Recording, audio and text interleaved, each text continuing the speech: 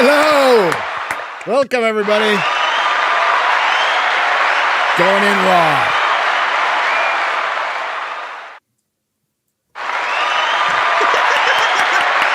That's right. I just got off of doing Piers Morgan, which should be out in the next week or two. Was interesting. We didn't talk about Star Wars at all. We were supposed to. We didn't talk about Star Wars at all. We talked about a couple things. One of them we're going to talk about right here because it's a very interesting conversation. Well, it's stupid conversation that we can handle in just a moment. Yes, just the thought out there of James Bond being gay. We'll get into it. We'll get into it because it's dumb. Of course, the Rings of Power, the Samba TV ratings came out, which is very interesting, and we'll go over that as well. But let's just get into it. Chris is back from Dragon Con. Hell yeah. I survived. If you look at my Twitter feed, I have a Mr. Fantastic costume that has stretching arms. I went to this area where everyone dances, and I stretched my arm out, and like with spontaneously, without saying anything, people started to limbo under the arm. Oh my God. You can see the video on my Twitter. It was hilarious. It will be an annual tradition. So I wore that costume, got a lot. And then I had a great time with my buddy Shane Mackey and Devon. Razorburn was there. Met him in person. A lot of other people. We had a panel for Film Threat called Gore on Horror. Horror or horror? Horror. I mean, let Gary. I just making sure. But I have some potential. I know we're doing intros. I got so much because we didn't do a show last week, but I may have been completely rejected from LA Comic-Con. What? I have from the very beginning, even when it was called Stanley's Kamikaze. Yeah. I've done like 3 panels every year. 3. And then I get invited on other panels. Like usually my panel like schedule is packed. So I pitched 3 panels that we've already done at the event. Mm-hmm. I got a very nice rejection letter. Oh. Thank you for submitting. While your panel was not accepted this year, I'm like, is this a mistake? I'm gonna wait to react to it until I know that, but it might be a mistake. I don't know. Yeah, don't you know the woman who like owns it? I know the owner of it. Yes. I've been friends with her for years before she bought it. And then the person who runs the panels there, you can guess the type of person that is. Mm-hmm. Go right ahead. These are the people that relish in being gatekeepers. Okay, you need to Karen this shit and go right to the boss. You need to Karen this shit and go right to the manager. Well, I want to wait. This person may have made a mistake. That's okay. So I'm going to wait and not, but that's weird. Anyways, had a great time at Dragon Con. Brilliant. Yeah, it looks like you had a really good time. We'll discuss it. We've got a lot of things to talk about today. Hello, X-Ray. Good. Hi, I am back 100% with hopefully better internet, but we'll have to see. So far, so good. See. So far, I haven't gone pixelated yet. I have yet to share a video, but we'll find out. Hoping. We got a couple of videos. We got a couple of videos to share. We do. Oh, they're great too. I died laughing. Can I say I love your woke ray girl? Oh, yeah, a lot of people do. It's a little disturbing. I am dying. But not love in the haha, look at that kind of way. It's like there's some simp love in there. It's hilarious. And that Dustborn, oh my God. It's horrendous. I thought about buying it just for yucks and watching people play. Oh my God. It's so fun. It's so fun. I wish I could have watched Savvy's playthrough because I wanted to see her reactions, but she was so far ahead of me that it would just ruin things for me before I got to them because I wanted to have my own natural reaction. But I'll go back.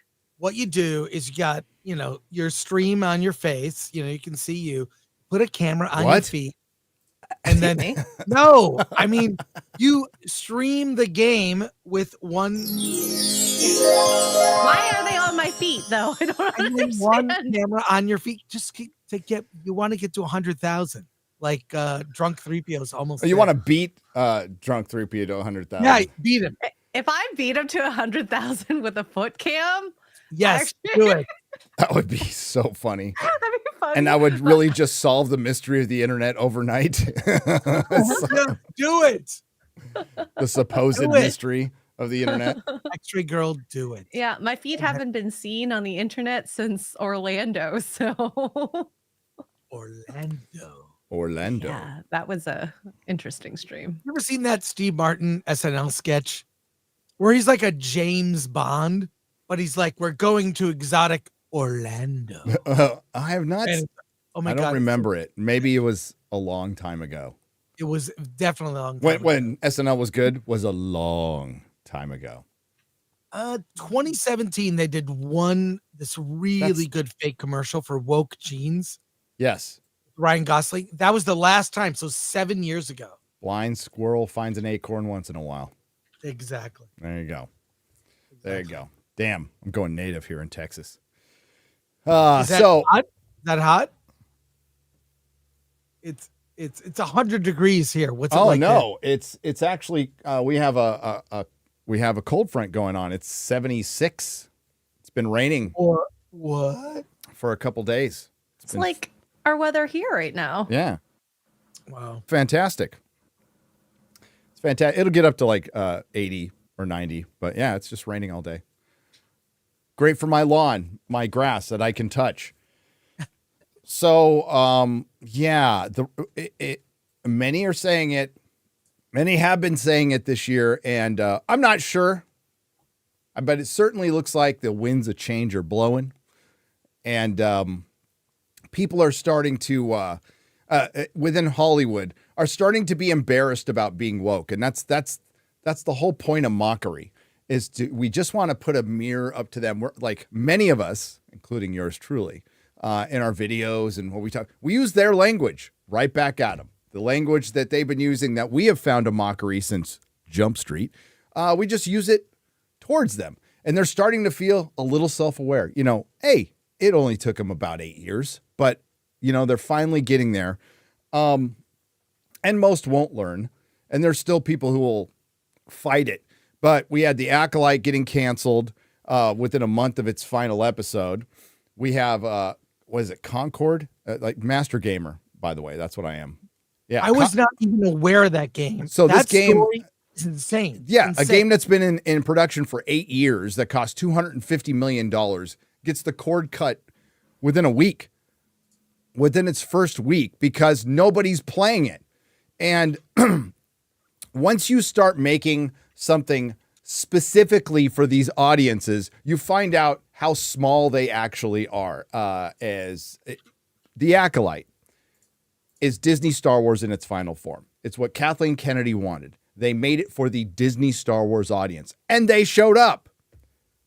Yep. In like the all 10, of them watched it. all of them in the tens of thousands. They showed up in the tens of thousands around the world. They rallied. They put up a petition, and it got canceled because they made it specifically for you, and you showed up, and it wasn't enough. And that's now, and we'll get to this article later. Now it's dangerous, Chris. It is dangerous for our democracy that The Acolyte was canceled. It's dangerous. The danger it puts on the Star Wars franchise that it was canceled. I mean, ignoring the last 10 years, the fact that it's still alive is kind of a miracle at this point. But we'll get to that. And Rings of Power lost 50%. Now, Samba TV put out its ratings for one episode. I had to double check this. So Samba TV is not an exact measurement. I would say Nielsen's are probably a little closer, but they're not great either. We have no real idea how many people actually watch this show. I got a cough. Sorry. All right. We have no idea how many people watch the show, but we have kind of a general idea, I would say at best. So Samba TV put out that the Rings of Power, the first episode was watched by 902,000 people over 5 days. Can 5 I days. say something, Just Jerry? to give you an idea, real quick. Yep. Drinker got that on his video about the Rings of Power in under a day, in under one single day. It took me 2 because I'm not Drinker, but I got past that mark at about 2.5 days. They spread that, they added a day. So comparatively, in Valiant Renegade put it out there on a tweet. In 4 days, the premiere episode of the Rings of Power season 1 got 1.8 million views according to Samba TV. So they've lost 50% of their audience from the premiere of last time, of the last season 2 years ago. I think it's far worse than that because they added the day to the measurement to get 902. So it's more than 50%. It is more than 50%. And I would say it's probably closer to 63%, which is the amount of audience they lost by the time they ended season 1. And this is a surprise to absolutely no one. Sorry, Chris, go ahead. I was going to say any random episode of Attack of the Show got that rating. About 1 million. It's about 1 million. That's crazy. Like every day. That was, there'd be bumps here and there, but that's also. You want to put up that tweet, X-Ray Girl, by the way. Small cable show. So that's it's called a 0.1 or something. That's, I don't know. That was considered good for that show. That dude, and that was like the lower ratings. And let's not forget, I'm rewatching the X-Files, Chris. So I'm like looking up I've heard stats about the episodes. The X-Files were watched regularly by 18 million people. What? 18 million people. Okay. The ratings back then were astronomical, like astronomical, because there wasn't a ton on. They were on at a set time. It was appointment television. The X-Files was a pretty big fucking show. And that was on the fledgling network called Fox, a brand new network that wasn't taken seriously for many years. When it started out, when Fox started out, they didn't even broadcast every day. They just broadcasted like 1 day a week. Then it went to 2. I remember those days. So a show that cost $1 billion, $1 billion, can't even get a million on its first episode over 5 days. So this thing is bleeding money. It's absolutely bleeding money. So we have U.S. households watch the first episode of The Rings of Power season 2 on Amazon Prime over its first 5 days. And you go over here, U.S. households watch the premiere. I'm guessing that's a singular episode of The Lord of the Rings of Power during its first 4 days available on Amazon Prime. So they try to stretch this out. And of course, they released 3 episodes at once. The season's almost halfway over. I'm not sure how many people stayed for 2 and 3 because they're a slog. I mean, the whole thing is a slog, but they're particularly bad. Like nothing really happens in them. So big shocker. Will they continue with this series? Yes, absolutely. This will be Star Trek Discovery all over again.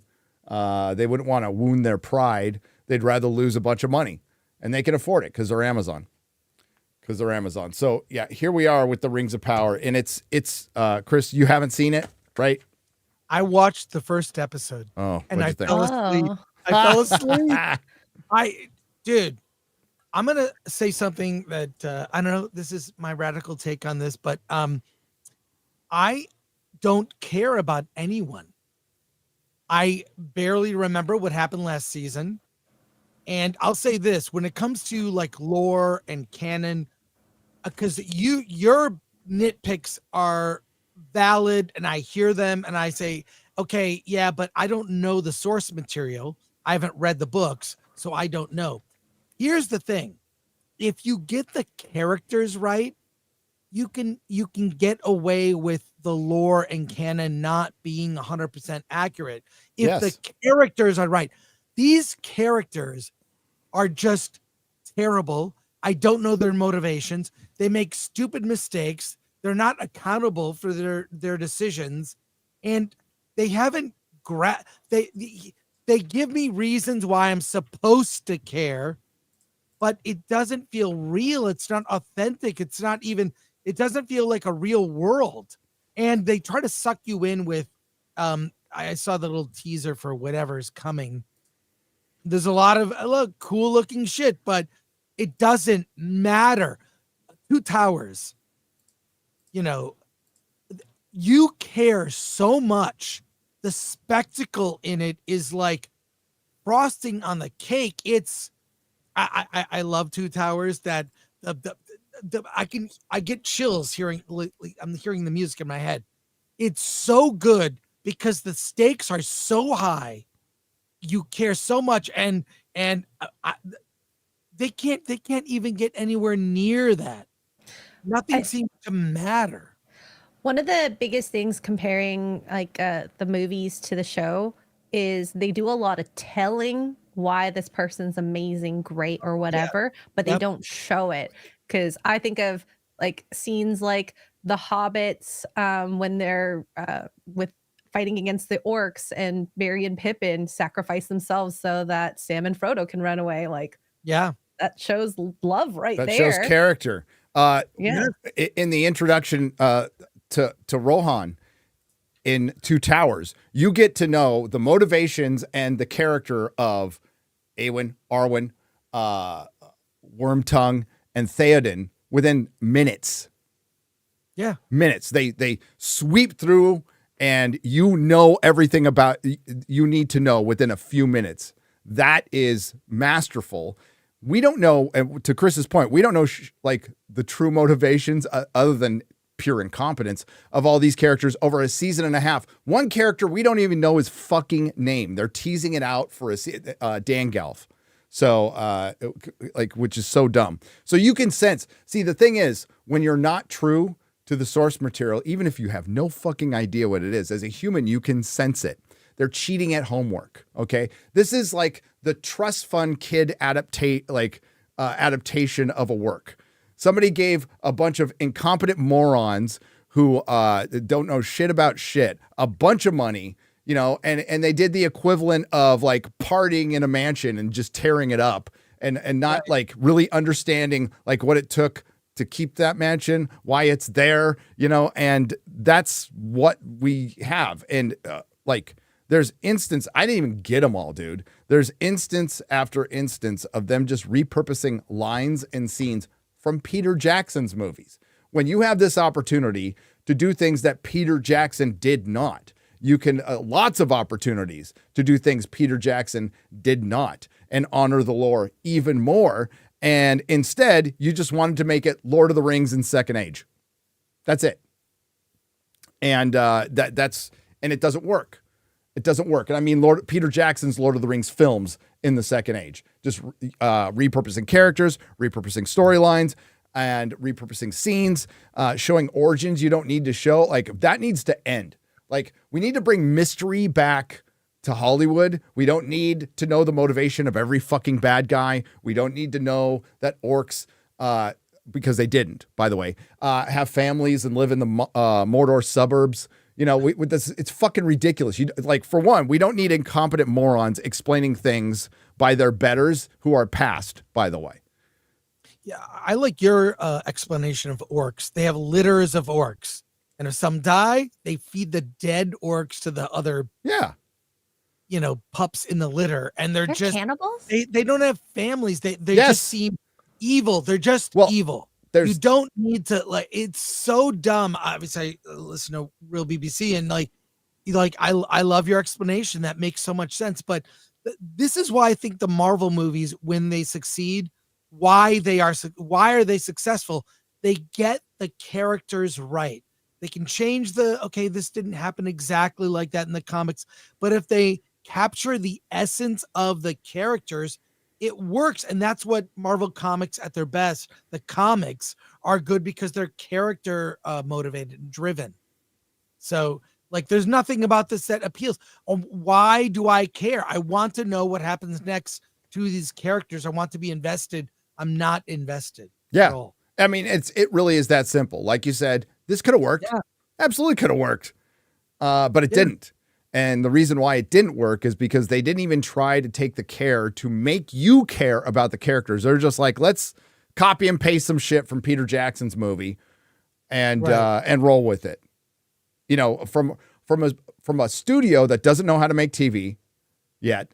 And the TV that they have made that's good is usually made by another production company. This is an Amazon production through and through, by the way. From people who don't understand Tolkien, or for people who do understand Tolkien and don't give a fuck. They just want their name on something and they just want this job and they're willing to say yes to whatever stupid banker is running their organization, or in this case, a former marketing executive named Jennifer Salke, right? Who doesn't have a creative bone in her body. So I mean, it's not a surprise that we saw this coming a mile away. And if you want to just continue to fail, go ahead. But the appetite in the of the audience is they're done with this shit. They're just absolutely done with this shit. That is evident. And when we do have successes, which we do, by the way, it's not filled with this intersectional message-filled garbage. It's just a movie. Right. It's just a damn movie. It's just a damn show. The Gentleman's great. Tulsa King was great, season 1. I watched first 3 episodes of Arcane. These are old, but great. I like Deadpool Wolverine. There's stuff that's come out this year that I like, but it hasn't been filled with this stuff. And once that gets supported more, then Hollywood might change. Disney never will. I don't think Disney will change because it's the culture. The culture. They've hired too many activists to get rid of them all. No. But the thing is, was it QBG put out a tweet where he basically listed all the things that failed? Yeah. They all have one thing in common. I think the message. Right. Or just whatever, wokeness, message to hammering. You can't just redo every great story featuring a male character with a female character that is male, the thing that Jenna Ortega said. We're going to get into that. We're going to get into that. Yeah. But that's so dumb. It's like, then it's just the female version of the male character. Like, that's not why do you do that? There's so much an opportunity to create something new. I feel sorry there was that story from Winona Ryder. When you and I have a conversation, we have a common language. I know a lot of things you don't know. You know a lot of things I don't know. No one can know everything, but we have so many things that connect. We can reference things. The Gen Z, according to Winona Ryder, they don't have that common language. And when I saw the Amanda Stenberg video, which, we went through it as well. I saw you guys go through it on FNT. She refers to Star Wars as a piece of content. Yep. I wanted to punch myself when I heard that. I could not believe the disrespect, not the reverence to what came before. Even me, when I was younger, I saw black and white movies from the 30s and 40s. I watched old movies to catch up to now you can talk to any person who knows cinema like you or other people, and there's a common, we can, reference things and talk about it. None of that exists. And there's a lack of interest in that. And that's just sad. It's so sad to see. All things end. I mean, and Hollywood, unfortunately, as far as scripted entertainment, has reached maturity. It's never going to fully go away, but it's going the way of music. We just talked about that on Piers, by the way. I'm going to probably catch some heat from Oasis fans. Not sorry, but you'll have to see that. He asked me, are people in America as excited about Oasis getting back together than in the UK? And I just said no. I said no. I mean, there's Oasis fans in America, but UK fucking loves Oasis. That's all but I'm going to get shit for it, whatever. But the whole point of it is they're getting back together and they're going to do really well because there's been a giant void outside of because of Taylor Swift. There's a giant void in music. Music's just not as important as it used to be.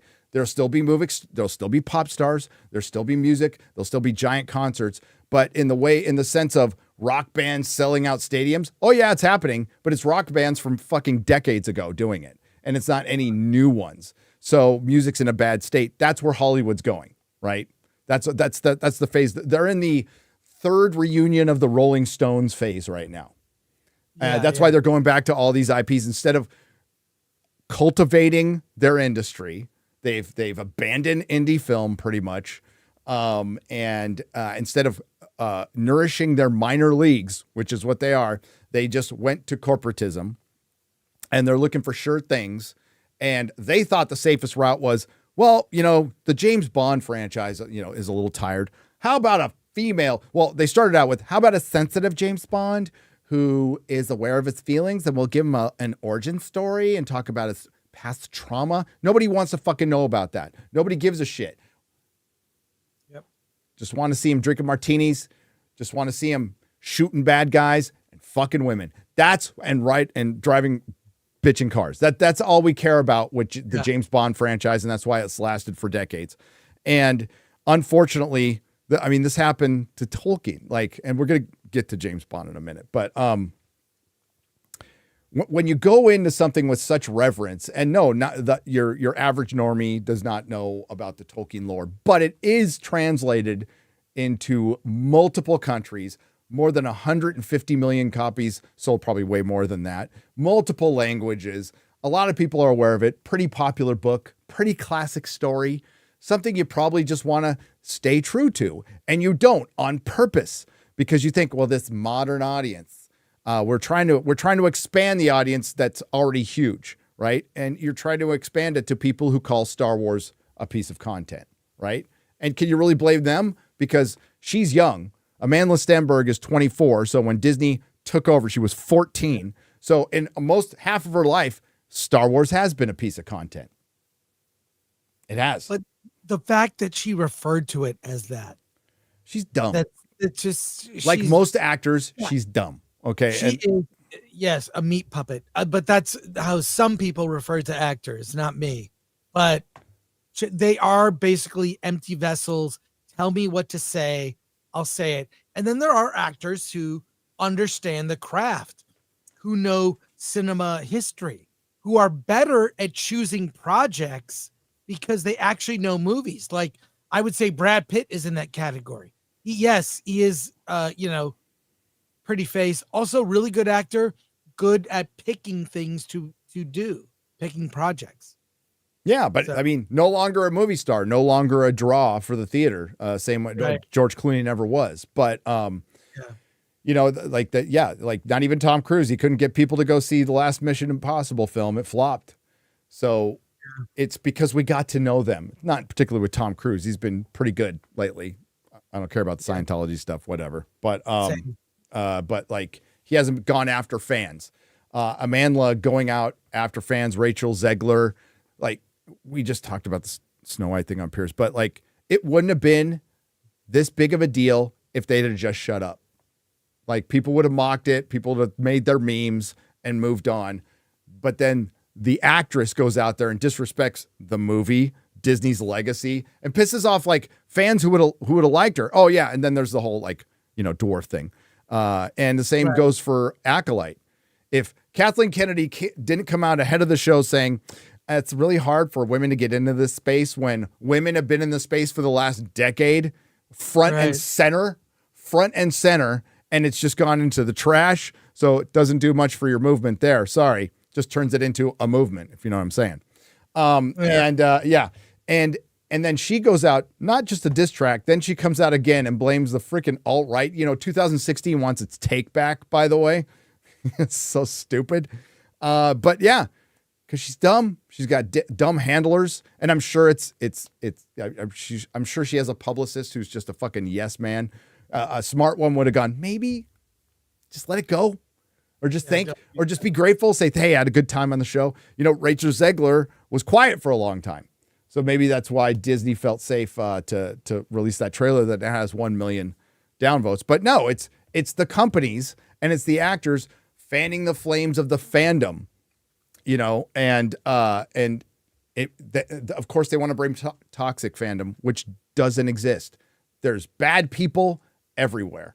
But this is how fandom has always been and always will be. You can just hear it more. But trust me, before the internet, Chris and I were going to movies, not together, but we were going to movies talking shit. That's people talk shit. That's what we do. I mean, FNT is like hanging around a comic shop, on a Friday night and just talking shit about everything, media and comics, games. Like, it all connects. What the hell do you think sports radio was in the 90s, especially? Right. Why do you think Jim Rome's famous, or Mike and the Mad Dog, or even outside of sports, Howard Stern? It was people talking shit. That's all it was. And it really connects with, because that's what we do at work. We talk shit, like it's fun. And that's all we've ever done. And it's just conversations. That's all it is. That's all toxic fandom is. And that's why they're a newbie. When they think, oh my God, they criticize something. Yeah, of course. We criticize Star Wars, like the original trilogy. Oh, I have things to say about Return of the Jedi. There's horrible line deliveries in Empire Strikes Back, the greatest Star Wars. Right. There's horrible line deliveries, but like we make fun of them. It's fine. Yeah, so that's why I didn't understand what people like when I first started watching you and Jeremy, and like, why are people going after you? He has an opinion that's different. I'm just used to that. I'm used to, you think this, I think this, and we just, I don't know. Sometimes I change my mind. I do. I hear it now. Feel differently about that. But Rings of Power, I fell asleep watching the first episode. And I just give me a reason to care about these people. And they didn't do it. That at the very least, the first season, they could have done that. And they failed. And like I said, in the Marvel movies, they break canon and this, and it's different from the comics. No one will complain if you get the characters right. Yeah. And you have said Tolkien would have hated Peter Jackson's movies. He would have. Yeah. Now I love them. Okay. I love them from the opening scene. It's a guy coming to this little quaint village. We get a taste of Hobbiton, and it's so, you're just drawn in. Also, the score is so good. I have all the I have them on CD. Yeah, music and everyone. I heard Christopher Tolkien say that, and I agree. Tolkien would have he would have hated the hyper focus on battles, right? He would have wanted more of the language, of the romanticism in it, he even says when he's writing his books, he's like, I could, he does a preamble before Lord of the Rings, and he's like, I can hear you now. I'm paraphrasing, obviously, he doesn't talk like this. Some people might say the book's too long. Some people might say the books are too short, and he would basically agree, right. And that's probably how he'd feel, but he'd really fucking hate Rings of Power. He really hate Rings of Power. Yeah,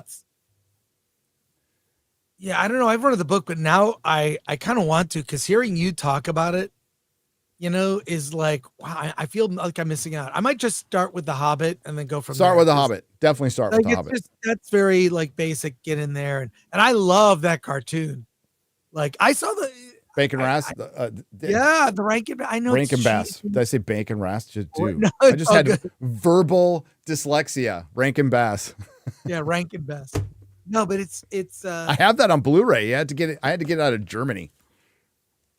I bought it digital, but I have that. Physical media, baby. Physical media. I'll have to do it now. No, yeah. They're changing everything with stupid trigger warnings. Who is it that I saw was complaining about trigger warnings? Matt Smith. Matt Smith. Yeah. Yes. I saw that quote. I agree with him. There was a movie I saw, this movie Blink Twice. First of all, don't bother. It's like Zoe Kravitz directed that, right? Yes. It's like a Nepo. suspense. thriller on Epstein Island. And they do a huge trigger warning at the beginning with referencing a website you can go to for resources for what trauma. an opportunity to like make a hit film, by the way. If you really went in, do they go into the Epstein Island of it? No, do they go it's into not that politicians real. and celebrities? No, not that. It's a billionaire that takes a bunch of women to an island and they wake up and they don't remember the last night. Oh, I drank too much. They're drugging them to forget the Somebody evil needs thing. to make that movie and just call it Client List. Yeah. Oh, There that you would be go. good. Client List. Somebody needs to. Come on, Angel Studios or whoever. Oh, there's a new well, not an Angel Studios movie, but I saw this movie City of Dreams. Ooh, it's rough. It's like a sister movie to Sound of Freedom. Ooh. But it's through the point of view of the kid. It's hard to watch. Ouch. Yeah, so not surprised that the Rings of Power lost half of its audience because it's fucking boring. It's terrible characterization. It's really pretty in the sense of a screensaver of a desktop image. That's about the best compliment I can give it, but the characterization is awful. I didn't even smirk at a single line. And it just looks like people going through the motions because it is. And it looks like I saw the background of the dialogue coach is making them roll their R's 3 times. Like, what? Why? Fucking why? And I think it's really hard for the actors to deal with that. The takes must be insane. If somebody, I didn't hit it 3 times. I didn't hit my 3 times. It's like, what the hell? That's what you focus on? Really? Instead of maybe, I don't know, writing a good story? So many dumb Hollywood jobs are about justifying your job and keeping it, making yourself relevant. I think that's one of those jobs, along with intimacy coordinator, COVID compliance officer. Yeah. It's DEI, blah, blah, blah. It's all about like, I have to justify my made up job that is useless and has nothing to do with making good movie or TV show. It's a lot of jobs in Hollywood are like that and they're stupid. So yeah, part of the show is the music is bad. There's no identifiable. Yeah. It's just ethereal. Like, it's mailed in. It's completely mailed in. It's always in the background. It's sort of there. And it's like, I fell asleep and I fell asleep to the last season. So it's like, oh God. Well, you missed the caring orc family, which was just cringe. And then the conversation behind it was worse on Twitter when people trying to justify when they're pulling quotes from Tolkien or his letters or Christopher and trying to justify it in the show when they completely ignore everything else that they've just raped as far as lore is concerned. So it's the same people who were defending a crackling fire in space after the Acolyte or trying to justify the space witches. It's the same thing. It's the same people, the same people who use the words toxic fandom unironically. So good luck with that. Good luck justifying that. And we'll see if anybody gives a shit, including yours truly, by the end of the season, which thankfully is almost half over. So thank God. Got another episode tomorrow. Okay, it's tomorrow. Tomorrow. Right. Tom Bombadil, who I like just from the scenes, they've got it so fucking wrong. Tom Bombadil like walks around singing. Okay. He doesn't he's not a sage. You have to save Middle Earth. That's not fucking Tom Bombadil. Okay. He's a whimsical fellow. That's why he's been left out a lot of the adaptations because it's tough. But they're like, hey, we'll show Peter Jackson. We'll put in Tom Bombadil. And I don't know how Dan Galf runs into him in Rune. So we'll see how that happens. So James Bond has been in the news for a couple things. Jenna Ortega said something very basic yesterday. There's video of it too, X-Ray Girl. Do you have the video of it? Ooh. X-Ray Girl? I saw it somewhere and I bookmarked it. I can bring that up. There's video of her statement, so we get the context. That's why we always want video.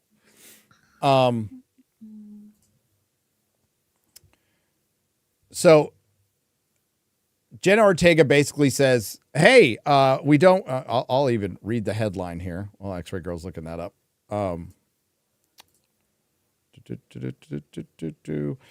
Jenna Ortega says women should have their own franchises. I don't want Jamie Bond. Gee, I recall a bunch of people saying something very similar to that and being called misogynist for years. Don't you, Chris? Yeah. Did you see the thing Elon put out about like someone says something and it's like, do I like this person? Yes.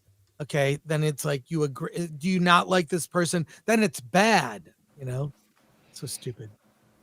Well, was it the NPC thing he put out? The meme he put up about NPCs? Yeah, that might have been it. Yeah. You got that, X-Ray Girl? All right. No, you know what I would say about that specifically as well? I love that there's a lot more female leads nowadays. I think that's so special, but we should have our own. I don't like it when it's like a spin-off of, like, I don't want to see like Jamie Bond, I want to see just like another badass. So yeah, something like that. Definitely. No, you know what I would. So that's what I said about Doctor Who. Yes. You know, why would you change the Doctor into a woman when you can use female Time Lords? Okay. Romana. And make it a whole new show. And then you'd have two shows. Dr. What? Nurse What? It's Nurse What now. Nurse What? Yeah, and then you would have two shows that would make you more money, and you wouldn't be alienating any of your fans, and they would actually watch the other show because they did that already. They had the Sarah Jane Adventures or Chronicles. I can't remember right now. But that ran for 5 seasons. Had a couple of cameos from David Tennant's Doctor, Matt Smith's Doctor. But yeah, you would just have more. But instead, no, we want to replace the male with the female character. And that's where the message comes in. Because after Me Too, it was verboten to be masculine at all. Any type of masculinity would be considered toxic masculinity. And that's still the case. So we get all these spin-offs or gender swaps. And it's just, it's a trope. It's tired now. And it's to the point where even some in Hollywood are calling out. Jenna Ortega is not going to get in trouble for saying the stuff we were saying 6-7 years ago at all. She's not, but she's right. Go make your own franchises. Hell, I'll watch some of them if they're good. But but this shows the inherent. Here's the rub, folks. This shows the inherent sexism of the people who are accusing us of sexism. They do not believe women can have their own franchises on their own.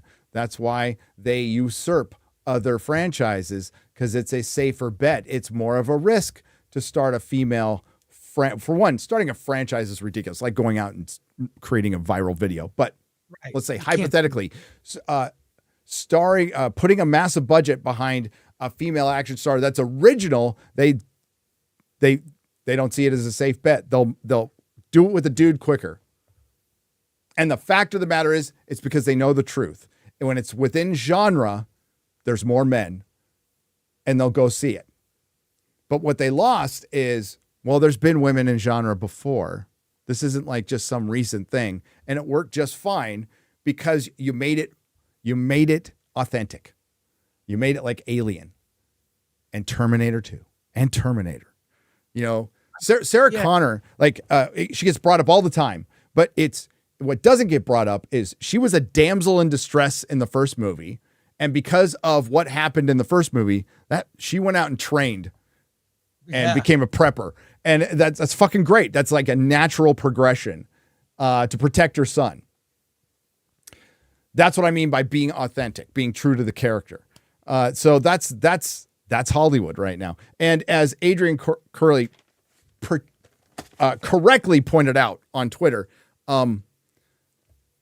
that probably got pushed by a publicist. That's something, because you don't just say things like that. Nobody says anything authentically in Hollywood. It gets run by their publicist. It gets run by marketing. And that shows you that maybe the winds of change are a-blowing. I don't hold out a ton of hope that it's never going to be like, Hollywood's never going to go MAGA if anybody's holding out for that. And that would be stupid too. That's not happen. But I think we're looking for a balance to be struck. We'll see. I hear a lot of gums bumping about that, but we'll see. We'll see. But speaking of James Bond, Chris, the Access Media is back up to their old tricks again. You know, the Access Media does create a lot of these problems, by the way. The Access Media who calls us toxic fandom, calls you toxic fandom. They're the ones that love to fan the flames for their industry that cannot die fast enough. Okay, that's the point where you put up the clip, X-Ray Girl. There we go. Sorry. Oh no! Do you think there could be a gay James Bond? It's kind of low. Play it again. Play it again. Super low. It's as loud as it can be, but How's your computer volume? it's as max as it can Okay, be. go for it. Do you think there could be a gay James Bond? Guys, let's be adult in the room for a second. There is no way around the fact that nobody would ever know James Bond desires. Period. Having said that, now,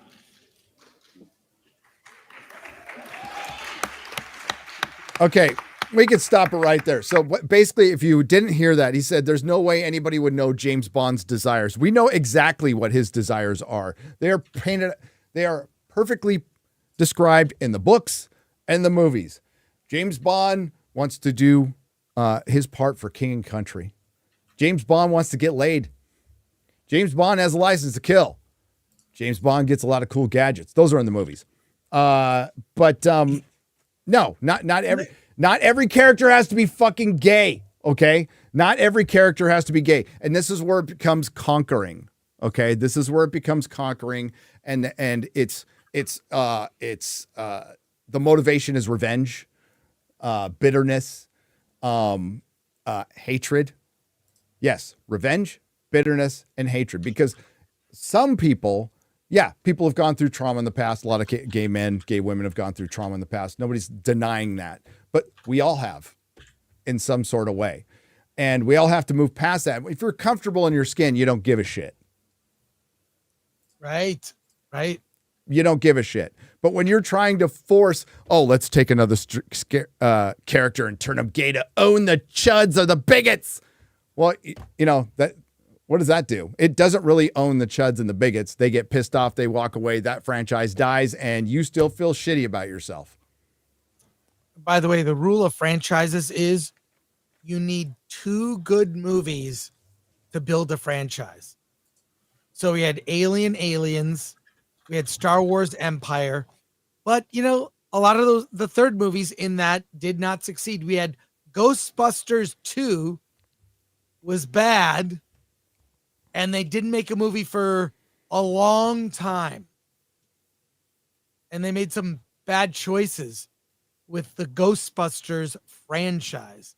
But you need 2 good movies for a franchise. And then you can go off, and there's a lot of forgettable films. But yeah, James, it's so annoying to me.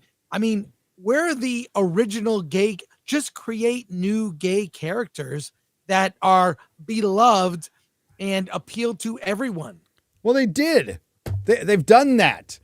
But again, this isn't about progress or inclusion. It's about conquering.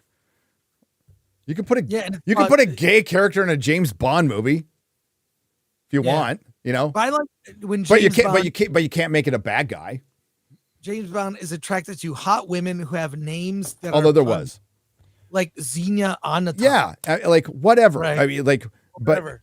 But for one, being gay is completely normal now. I don't think they're underrepresented in Hollywood or in London Going out on a limb by saying that, by the way, but I don't think they're underrepresented. I would argue they're overrepresented at this point. But that's that we can call back to the Acolyte. What's their petition signatures are at 60,000? Yeah, I'd say that's pretty representative of the audience. Percentage wise, I'd say that's pretty representative of the audience that they made the Acolyte for. And by the way, if they go ahead, make a gay James Bond movie, go right the fuck ahead, and you will get the same audience, the exact same audience. I dare you, make it. Go ahead, please. I think some people do need to come to reality a little bit and just, start, especially when you have intellectual, especially parts. We've already seen this with Doctor Who. All right. So something that's kind of woven into the fabric of the former UK and their culture is James Bond and Doctor Who. Well, Doctor Who, they don't even have that season 3 renewal yet. And they're kind of being quiet about it. Well, I mean, the same thing's going to go, and they've already done damage to James Bond. Like, what at this point, just accelerate it. I mean, they killed him on screen. He walked into a missile that he could have run from quite easily. But yeah. What you doing, Chris? Okay, I got it. I am finding something that relates to what you were talking about. No one has discovered this. No one has discovered this. Yes, I'll tell you when I find it. I have to find it and play it for you because you are going to freak out. But James Bond you're muted now. On a search. He's still new. Give me 2 minutes and I'm going to find this thing. All right. He could ask X-Ray Girl to find it, but he'll find it on his own. Hey, I'll read some soups. Neil Horn for 20. Hail to the Nooner. Hi, Chris Gary. Recently revealed that your birthday is this month. I did. Happy birthday. He has also said you're celebrating it in the entire month of September, which I did. It's Chris's birthday month, and Chris always celebrates his birthday as his birthday month. He looks like such a boomer. Yeah, this is basically his birthday stream, guys. I hope you get lots and lots of birthday wishes. Yes. So it's Chris's birthday palooza. So just like a woman, he celebrates it all month long, and he expects you to celebrate him. The birthday month thing. Yeah. Crazy. Okay. I have to cue it up. It's a quote. Can I tell you what I'm trying to find? Yes. Okay. Leslye Headland was on a show, started to bring it to Acolyte. She was on a podcast called Script Apart. It's a show about screenwriting. And she does this hour-long interview, which I listen to. And she is so into smelling her own farts and thinks the show is so great.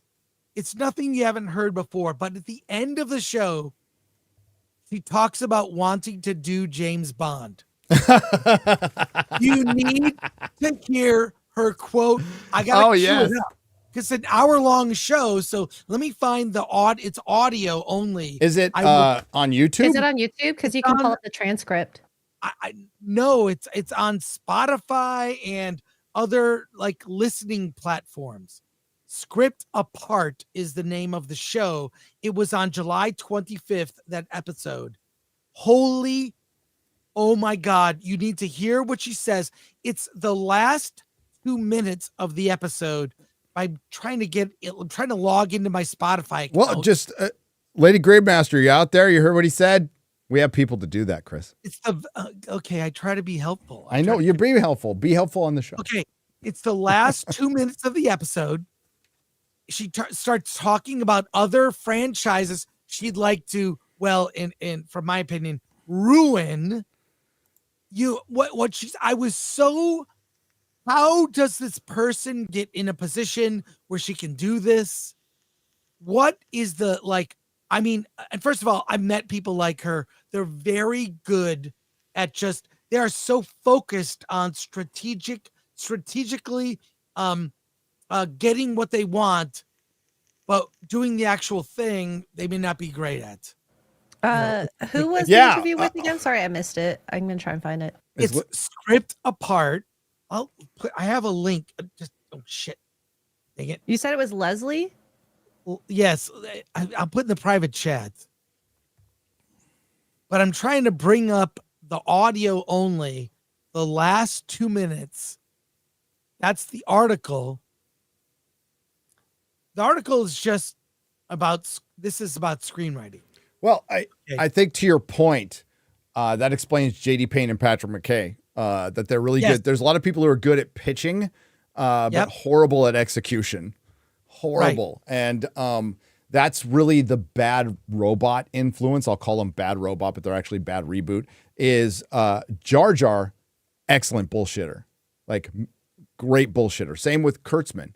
Kurtzman was able to, by the way, the reason Kurtzman was given so much credit with Star Trek is because he did well with Hawaii Five-0. So his cred with Hawaii Five-0 it gave him the capital to keep making Star Trek, which is just insane, by the way. But they're really good at bullshitting.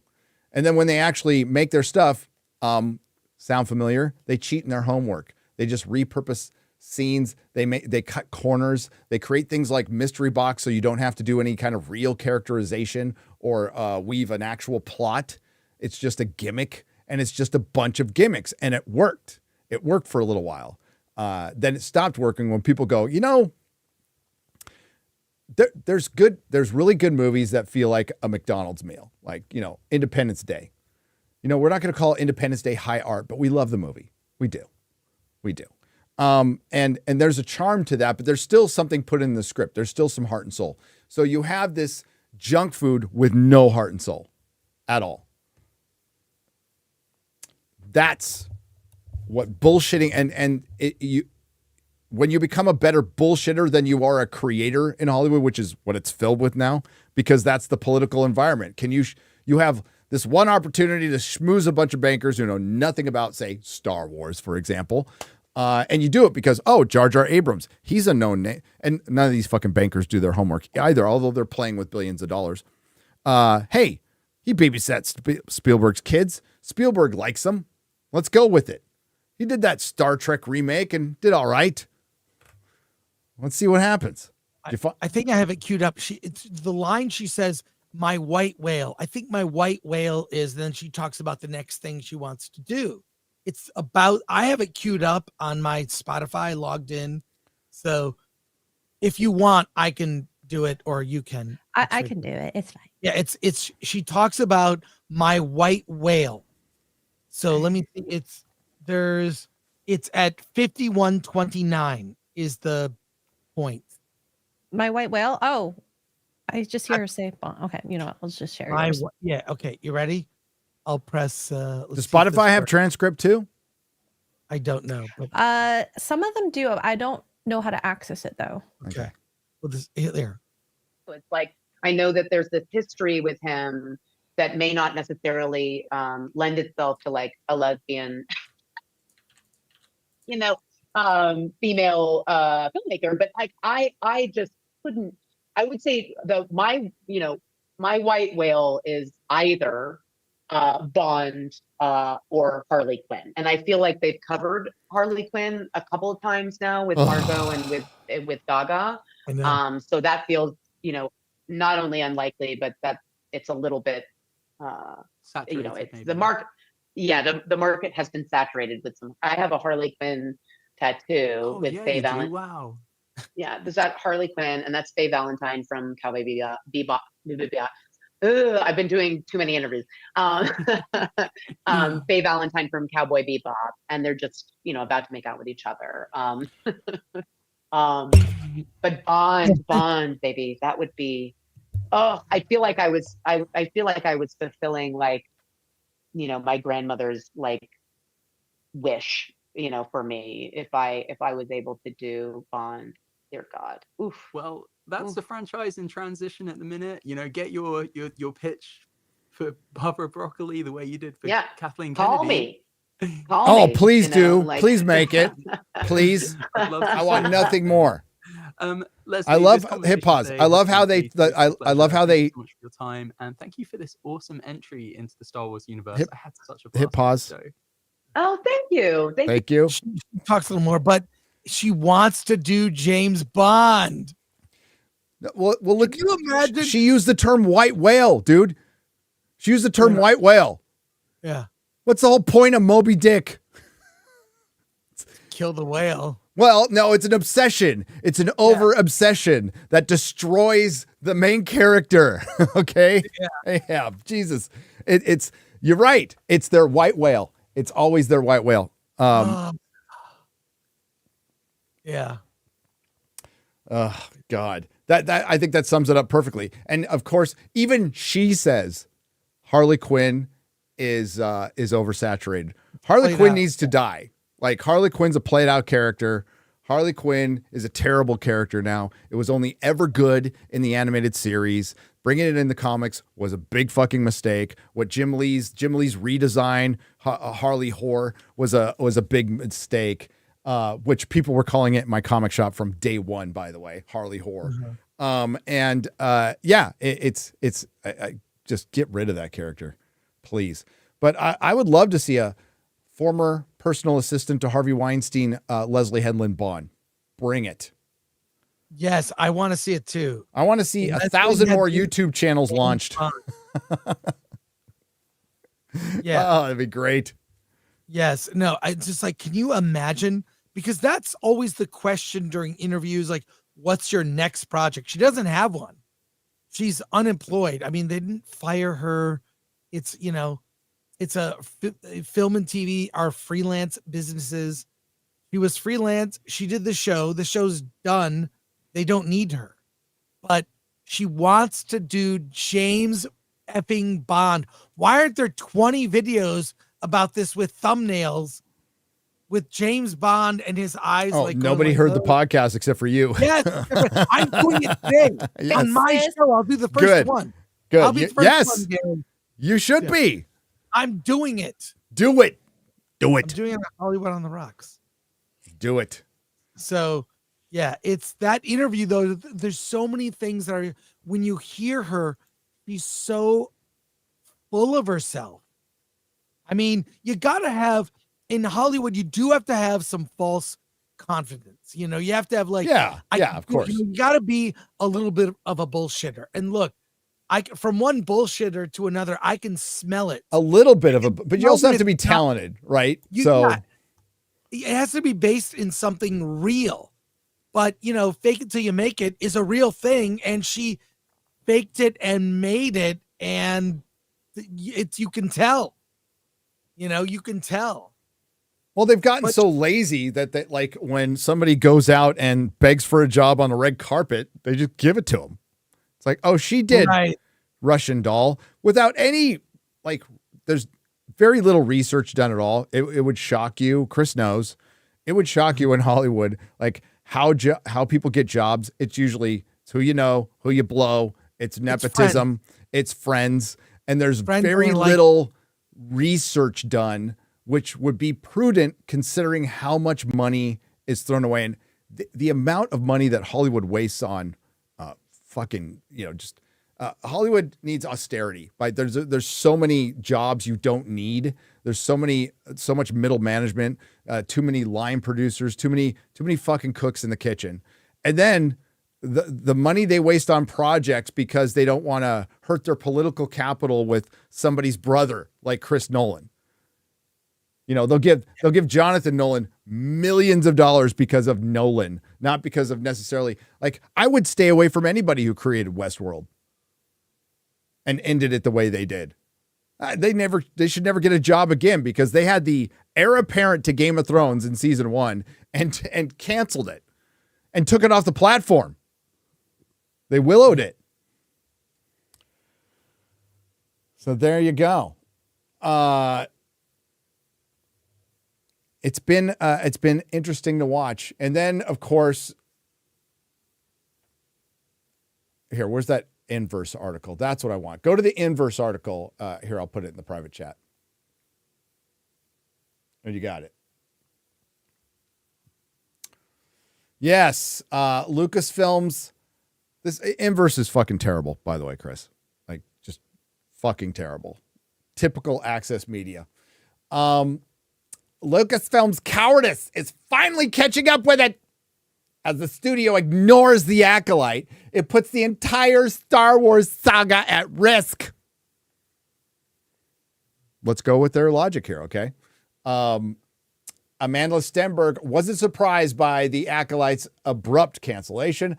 I'm going to be transparent and say it's not like a huge shock for me and everything. The 25-year-old actor recently admitted via Instagram, citing the waves of vitriol, prejudice, hatred, and hateful language that cast and crew faced from the very beginning before anyone had seen the series.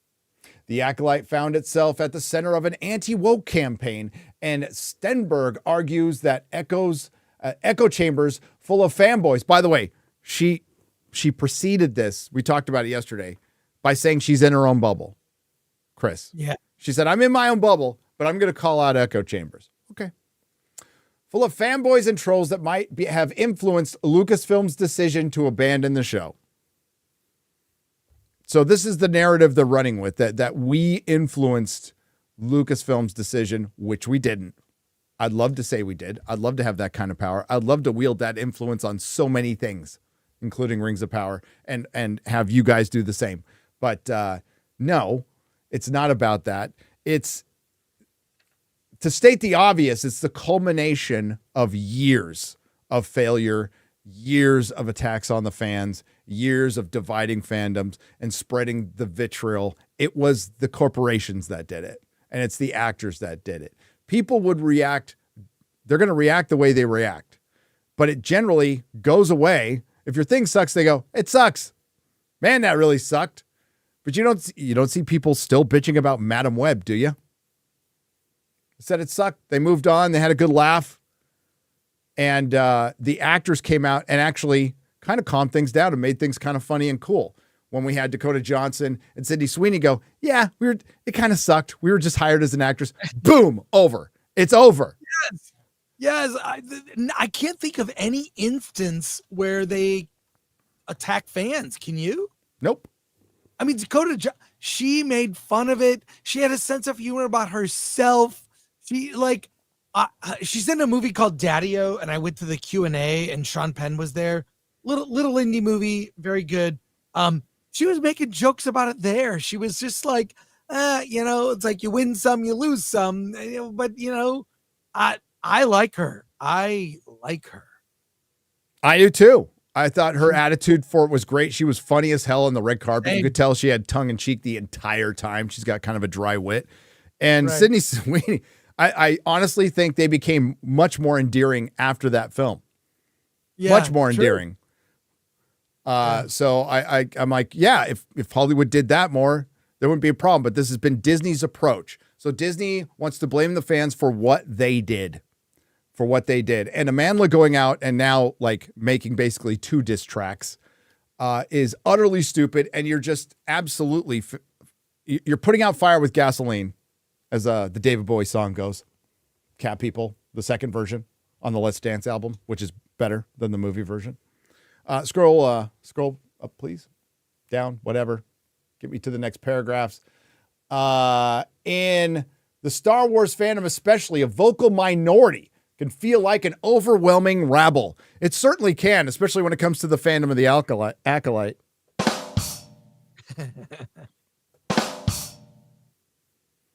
That's partly because these sects have been allowed to move unchecked. We're allowed to move unchecked, Chris. Who's allowing us to do that?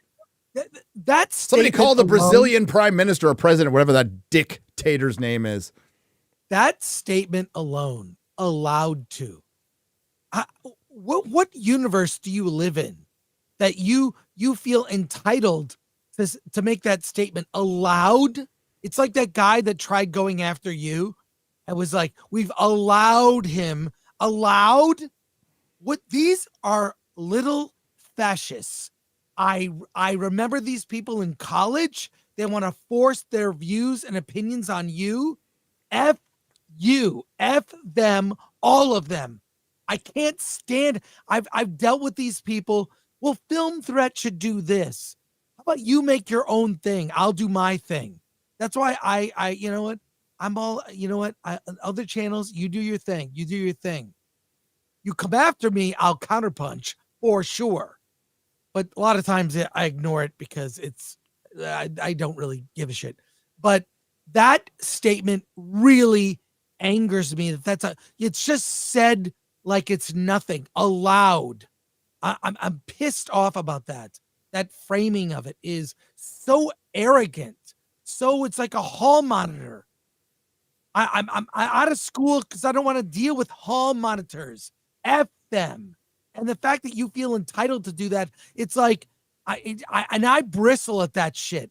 You know, security that kind of, you know, or someone that gives you is a little, you know, when you're going, I had 2 connecting flights. I flew through a lot of people like trying to tell you what to do, want to use that power. It's the only time. And that's, I'm okay. That was a weird rant. I'm going to stop, but it pisses me off that that's just said like it's nothing. No, and they believe it. That's not a weird rant. Yeah. Yeah. Ugh. Yes. No, that's their attitude. This is only their place. Only the access media, the approved media can state things about this, and we can gatekeep the fandoms. And the gatekeeping the fandom thing, that's a debate you're allowed to have, believe me. But I'll say whatever the fuck I want. They'll say whatever the hell they want, and what they're saying is YouTube's allowing it and Twitter's allowing it. And, you know, I don't know about TikTok, but I'll know the two. I'll talk about the 2 places I know. That's what they're saying. They're saying something needs to be done. They need to be shut down. And I'm sure Disney would love it because despite the fact that I've heard that us talking about it only helps these things. Quite frankly, that's not true. We've proven that's not true. And Acolyte is Exhibit A. Absolutely Exhibit A. Of course, it was algorithm gold. But you think with all the attention it was getting in the, you know, good or bad reviews, the bad reviews were getting millions of views across the platform. And yeah, the petition has 60,000 signatures. Comparatively, Game of Thrones, the remake of Game of Thrones season 8, petition has 1.8 million signatures. 1.8. But they've been allowed to move unchecked against diverse stories for almost a decade. Almost a decade. The Acolyte faced the same backlash that plagued Lucasfilm's first earnest push for diversity, The Force Awakens. The studio was just as silent then as it is now, and there's no sign that strategy changing anytime soon. I would argue the studio was not silent at all. The studio directed Ewan McGregor to come out for Kenobi. Rian Johnson was out there mixing it up with fans and calling them pretty much bigots and throwing up middle fingers after The Last Jedi. And The Force Awakens was a popular movie. Very popular movie. Now, if they're going to try to run out and say people had a problem with a black stormtrooper, that is just wrong. Absolutely wrong. And it might come from not understanding the lore and thinking they're clones. But most people thought that was the most compelling thing about the trailer. Yeah. So do your fucking homework. But they're not. No one's saying that The Acolyte was a perfect series. It was a perfect failure. Yeah. Nor should it transcend any constructive criticism. There's a lot of constructive criticism with The Acolyte. They just think it's an attack when you say something like lesbian space witches. But that's what they were. That's what they were. So Lucasfilm created the meme on that one. Lucasfilm created the meme. Rather than stand up for the cast and crew, address the show's flaws and give it space to succeed. They did. Chris, they gave it $180 million. Is that not space to succeed? speaks more to its cowardice than it does any sound business. Left unchecked, that could actually face more trouble than the Acolyte ever could. Scroll down a little bit. Thank you. Lucasfilm has long chased 4-quadrant appeal. What's 4-quadrant appeal, Chris? I don't know. 4-quadrant appeal. I get it. It's a demographics. They're trying to the 4 quadrants. Maybe the chat knows. The Star Wars films, spearheaded by George Lucas, were designed as family affairs, and the instinct only doubled once Disney acquired the studio in 2012. Somewhere along the line, through the spirited in a general fear and risk taking or ruffling of feathers. Even before Lucasfilm pivoted sharply to streaming after 2 box office failures, the studio was capable of standing behind any of its risky choices. Let's not forget its international campaign for The Force Awakens. When promoting it from China, the studio downplayed and outright erased the importance of characters of color, like John Boyega's Finn and Oscar Isaac's Poe Dameron. Yes, we pointed that out quite a bit. But they've also played up a lot of things, showing their hypocrisy. What I would say to Disney is, do not bring out a black character, market them to be much more important in the franchise than they are, and then have them pushed aside. Boyega said, and he's right. He's absolutely right. But that's enough of this. They're showing off the hypocrisy, but they're trying to frame it in, they didn't do enough for the Acolyte. Leslye Headland came out and said this is going to be told from the perspective of her lesbian experience. Kathleen Kennedy came out after a year where they started out saying that we're going to finally have a woman-shaped Star Wars. That was day 1 of this year, by the way. Came out and said that women struggle finding a space in Star Wars because of the fandom. That's what she said before the show came out. They had this stuff ready. They did the same shit with Kenobi. It's the same playbook. Just put out your show. But to blame Disney for not putting enough into this, you're fucking crazy. They put $180 million into this. They gave an inexperienced showrunner full reign to completely destroy lore, and now they canceled it. How does it feel? See, this is the difference between being into a story for the story and supporting a story because it confirms your bias. It confirms your politics.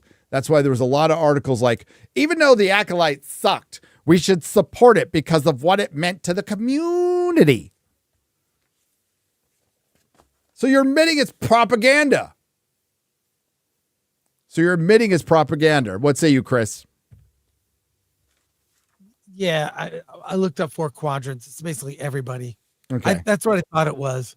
But yeah, I just, sometimes I look at these things and I go, how did this person get this job?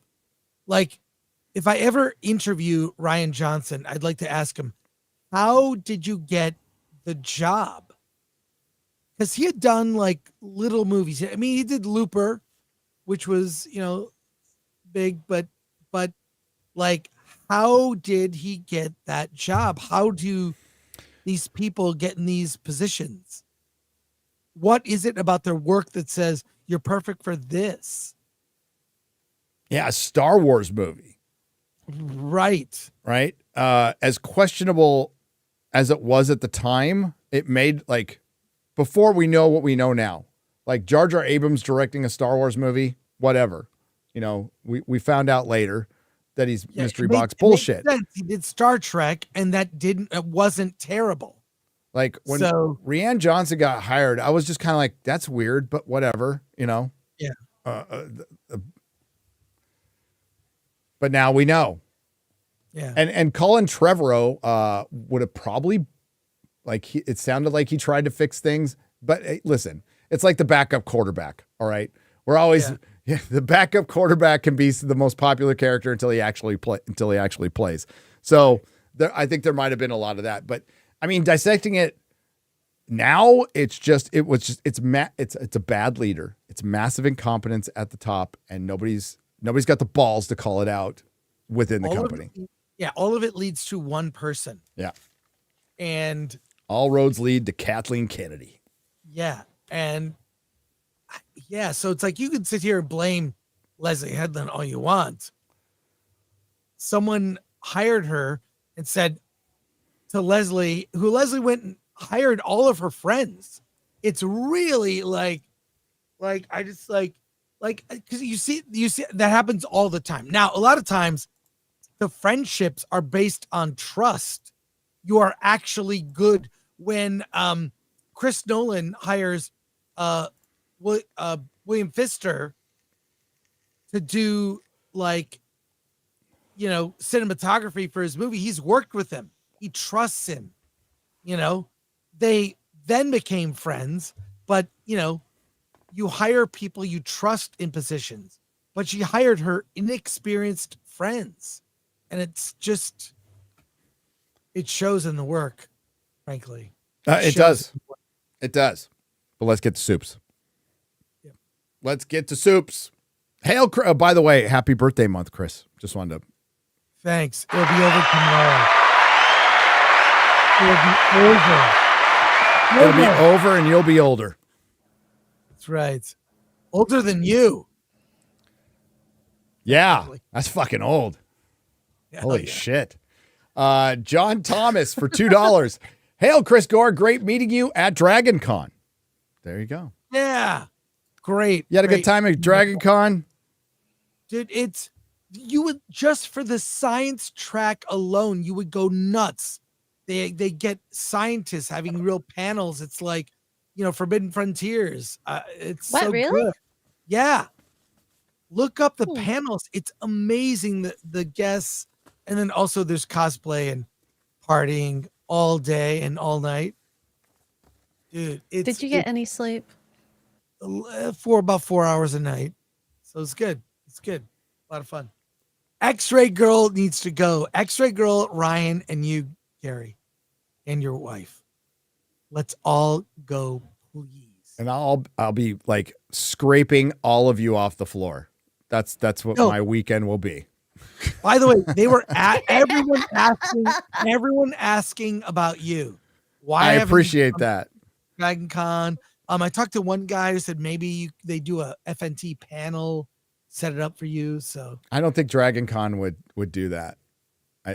Probably not if it can fly under the radar. Questionable origins with the guy who created it. Let's just say that. Well, also like all these organizations, people get into positions of power that are they use that power. Yes, they do. It sucks. They do. They really care about getting in that position of power so they can use it to keep out certain people. And I hate that. Oh, yeah. That happened to you at Comic-Con. Happened to me at Comic-Con. It happens. It happens. It does. Instead of having a conversation that they're too afraid to have because they'll lose. Sure. Yeah.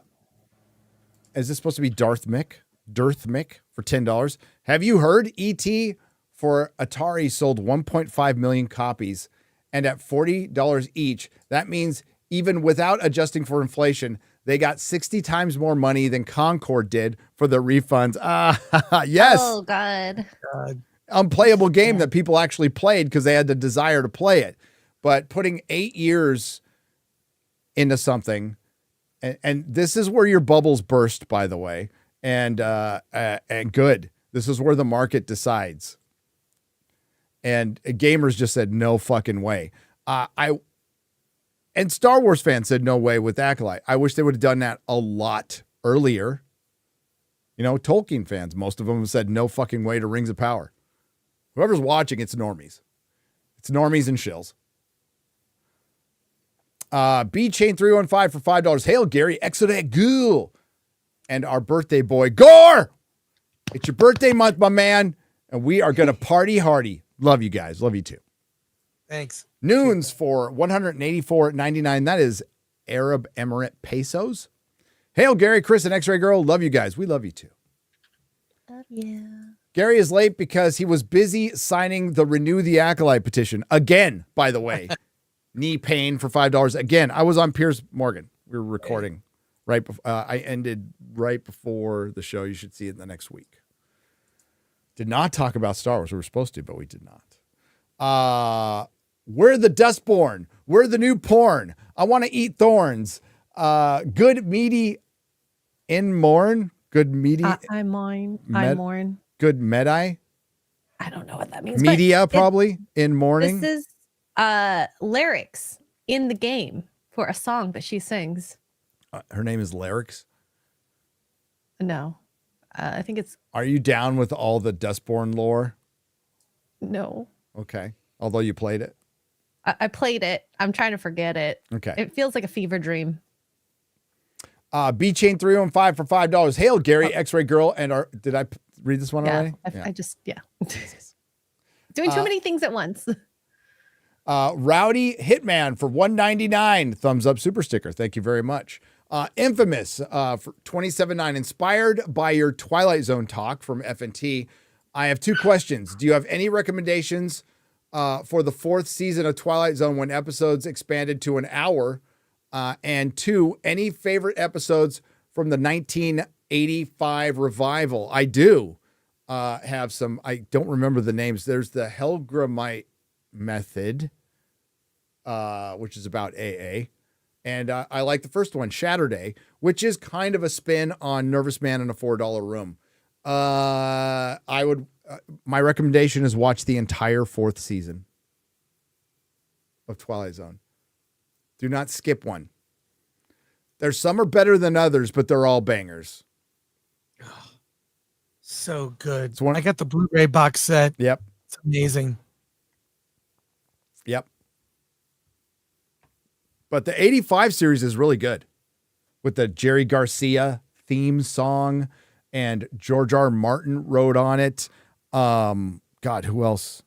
Why am I blanking on his name? Straczynski wrote on it. A friend of mine wrote on it. Dude, you will see a lot of recognizable names from the 1985 series, which was quite good. By the way, it premiered with a Bruce Willis episode, Shatterday. Bruce Willis was in that. Saturday morning cartoons. I you watch go. that every Saturday morning. That's a real show. I watched the premiere of the Twilight Zone in 85. I was super fucking excited. I could not wait. I'm like, they're bringing it back. Holy shit. I didn't get into it, but I could get sucked back in. I just like it's a morality, always a morality tale. Yep. Set around some sci-fi or horror concept, and it's so good. It's those old That's series. largely what Star Trek was. People Yeah. it did get allegorical, but it was a morality tale. Lots of decisions had to be made, and yeah. A test of character every episode. Yep. Chris and X-Ray Girl should do a monthly podcast called Blood and Gore. And don't think about it too much, said Wild Warlock for $5 Australian, just for the name. Yeah. They just love turning straight guys gay. The Dragon Bane for $10. Yes, they do. For fuck's sake, cancel Disney Plus. Graph Web for $2. Did that 2 years ago.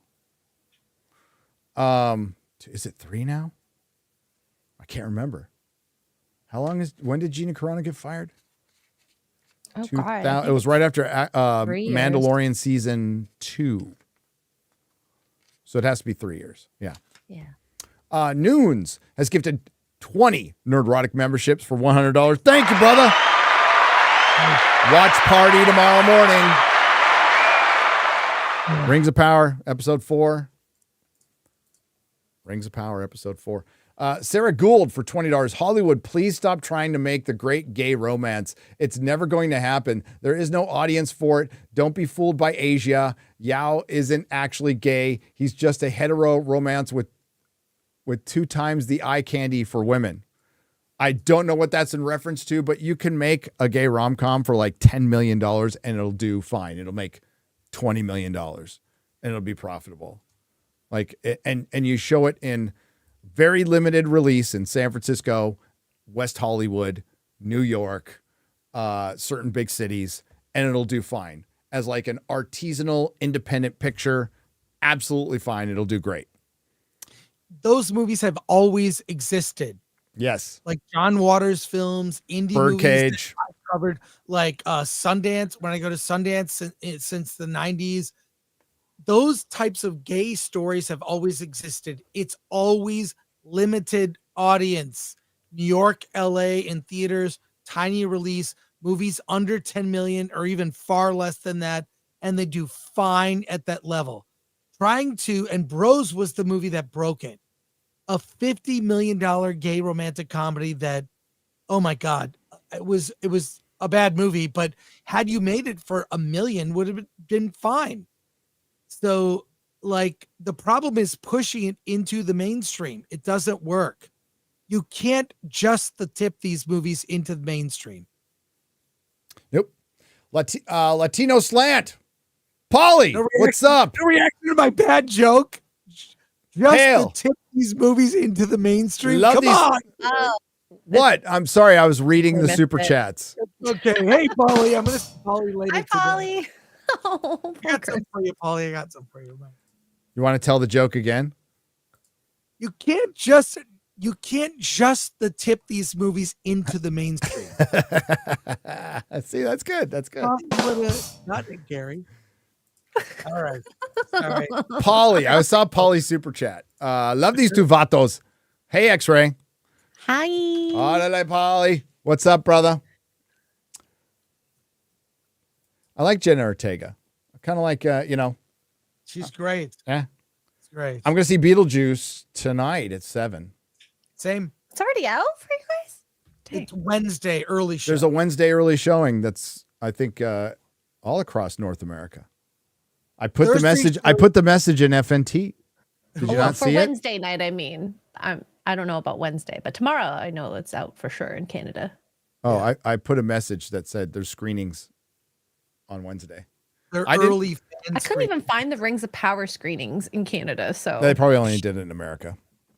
Beetlejuice, I think they probably do screening. They're all sold out for tonight, but I managed to get a couple of decent seats in the IMAX.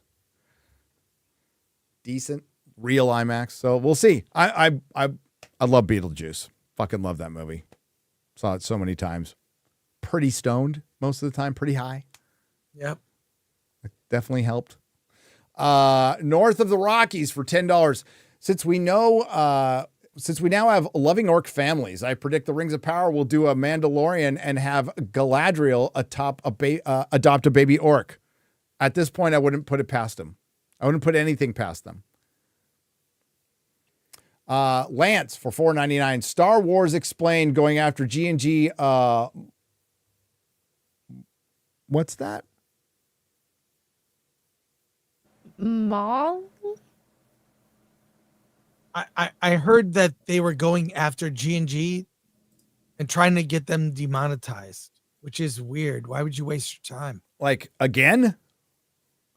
Have they been doing that? I don't know. No, I don't know. I don't know the lore on that. I know they used to not like each other. I don't know what it's like now. But it says Molly doesn't like, Molly. So it's going after G&G, period. Molly doesn't like it when you call her a tourist. So is Molly from Star Wars Explained? I know nothing. I'm blocked by all of them. So maybe she's on Molly. I'm not sure. Vagabundo Devon for $10. Hail, had a blast hanging out with Chris at Dragon Con. Shame on anyone not going come next year. Maybe, if I'm not in the UK. Fluffy Tortuga for $9.99. Gary, there is a YouTuber named Topher A. I swear he's you from a parallel universe or a glitch in the Matrix when CERN was turned on. Fucking CERN. I blame it for everything, by the way. Woke Hollywood, CERN. Do not cross the foot stream with the face stream, says Gunner for 20 Norwegian krona. Agreed. Don't cross the streams. Flav for 20 British pounds, proper money. I despise Piers Morgan. He twice as the editor of the Mirror paper published fake photos of British servicemen abusing Iraqi prisoners, was also another of those presenters pushing the jab during Koof. Well, I disagree with both of those things. I know a lot of people despise him. I know. I'm not big on his. That's not cool either, by the way. If that's true, wouldn't be surprised. It's British media. If you're aware of, and you are obviously, Flav, the British media is fucking scandalous. They are savage and they will fucking lie. You know, like we have it too here. I was looking at the cover of the Inquirer at the HEB the other day, and it had the best headline: Trump shooter body snatched from morgue. You know, it's like, oh, where were those days? But yeah, I don't like the 2A comments either. He wouldn't know anything about it. Das Pooch for $5. Why does Gary insist orcs have families? LOL. Only one line from. Okay, who said I was insisting? Yeah, I'm not insisting it. I've never once said it. So why does Gary insist orcs have families? I don't, by the way.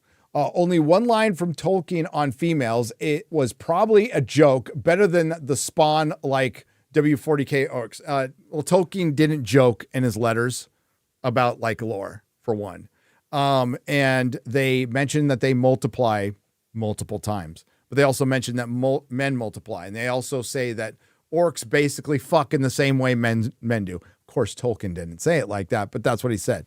They were created as a corrupted form of life by Melkor, Morgoth, because of his jealousy, his envy.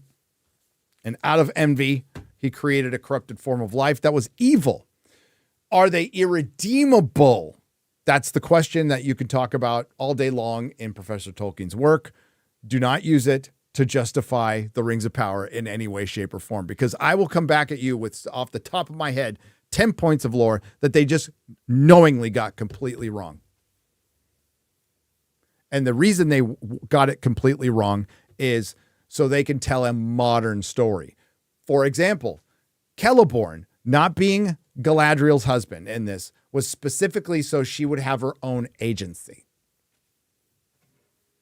Think Tolkien would think about something like agency at all? No, he wouldn't. And if you think Celeborn robs Galadriel of agency, you know nothing about the fucking story at all. But that's why he was kept out. Dawnbreaker for $10. Hey, if you could check out the Minecraft movie trailer, it's a minute, 20 seconds long, and it looks like it's going to be worse than Borderlands movie and a bigger flop, and it cost $150 million. There's a Minecraft movie trailer? Yeah, I do have it queued, but I mean, if we just look at a picture of it, We can look at it for a second. Well, who produces it? I don't know. Who's it by? Who's distributing it? Because that matters. It doesn't say, but I can just show you this thumbnail, and it'll say everything.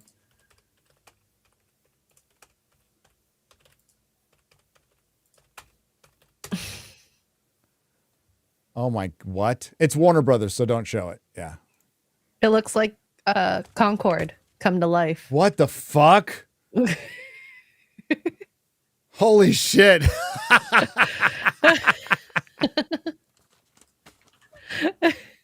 Yeah, they reacted on G&G Daily this morning. It looks bad. And Jack Black is in it. Oh, fuck. Really? Yeah, this is going to bomb like Borderlands. But I don't know, Five Nights at Freddy's did really well, but it was also made for cheap. It was like under 20 million. This does not look cheap. You could hit play. We're just gonna have Garrett's gonna have to cut this out on the re-upload, but you could hit play on a little bit of it. It's Gary. It looks so bad, so bad. Sorry, I hit the wrong button. I do that all the time. I do it all the time. Oh, okay.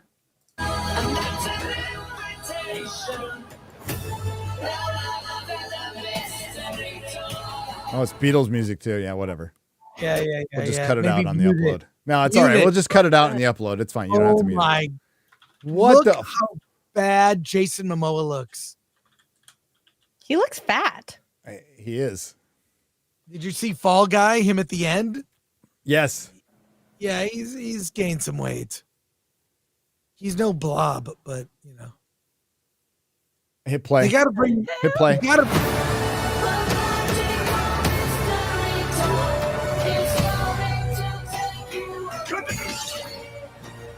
Anything you can dream about here. Oh God. Okay, stop. Fucking Jack Black. Get off. Yeah. Get off. Get on my face. His character is Steve. Fucking Hollywood. Don't ever change. I mean, sometimes you don't know. Like Minions, the Minions movies quietly make tons of money. Yes.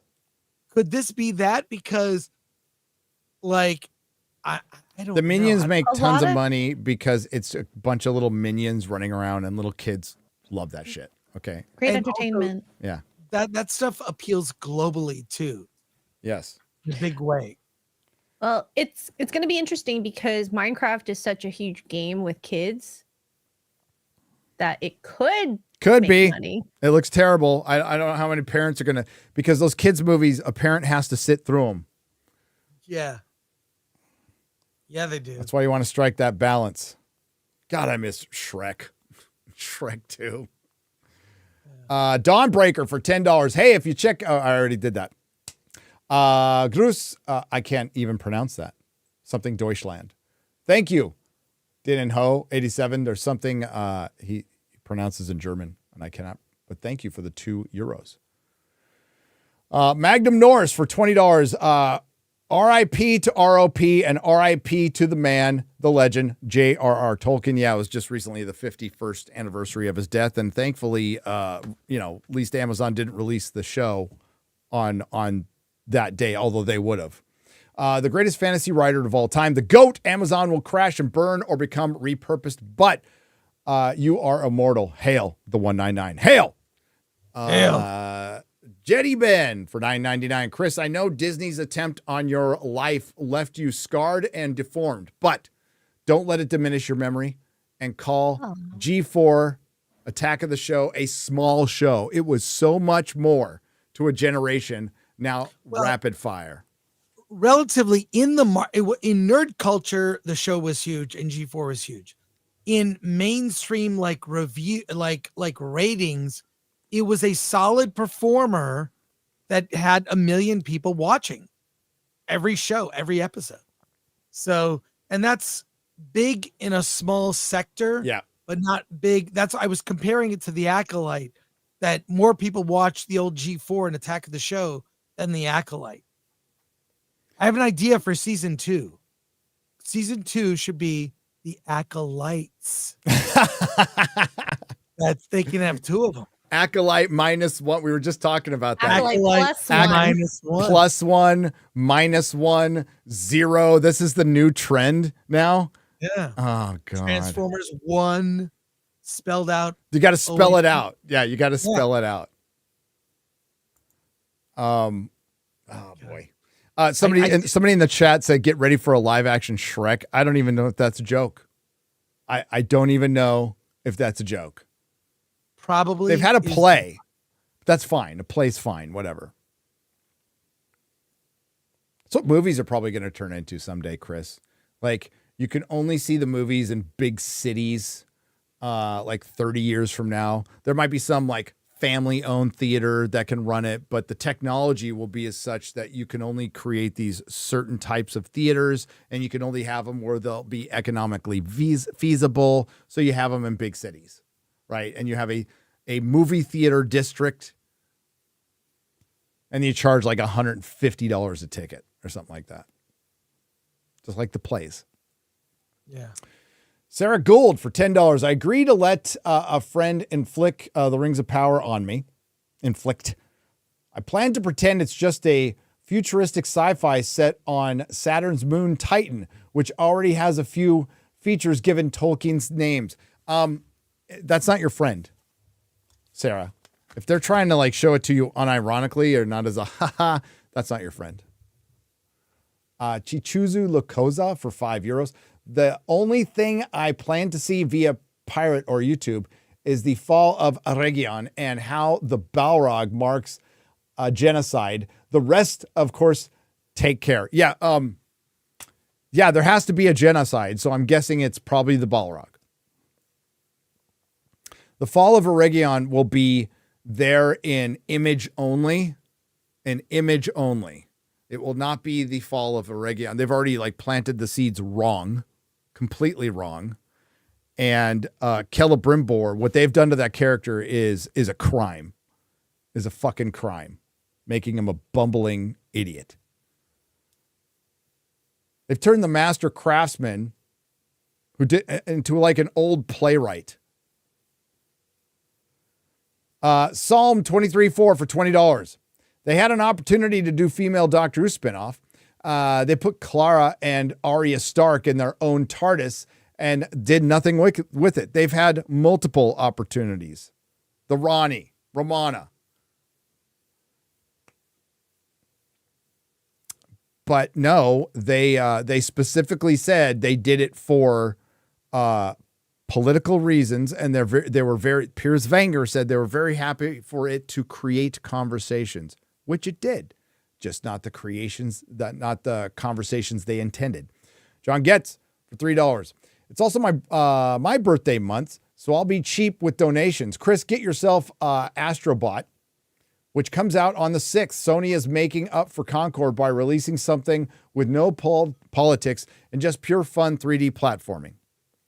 Wait, that game, I have that game. They have new versions of it, but I played that. It's a hoppy jumpy game. I like it for PS5. Yeah. Adam James for $13.99. Greetings, Gary, long-time listener, first-time super chatter. Thank you very much. X-Files was very strong, consistent writing compared to modern TV. Some standout episodes are Beyond the Sea, Humbug, and Soft Light. Yes, and Squeeze. That's the second or third episode. Seth Green's in the second episode, which is hilarious. And he plays a grunge guy, and he's sitting down with Mulder, and he buys him a hamburger. He's all extreme, man. And I'm like, oh, I hated that word when it was out. Yeah. I fucking hated it so much. Overused. Oh, dude, it was on everything. It was on fucking everything. And the first time I heard it, I'm like, that is gay. It was on food products. It was bad. Yes.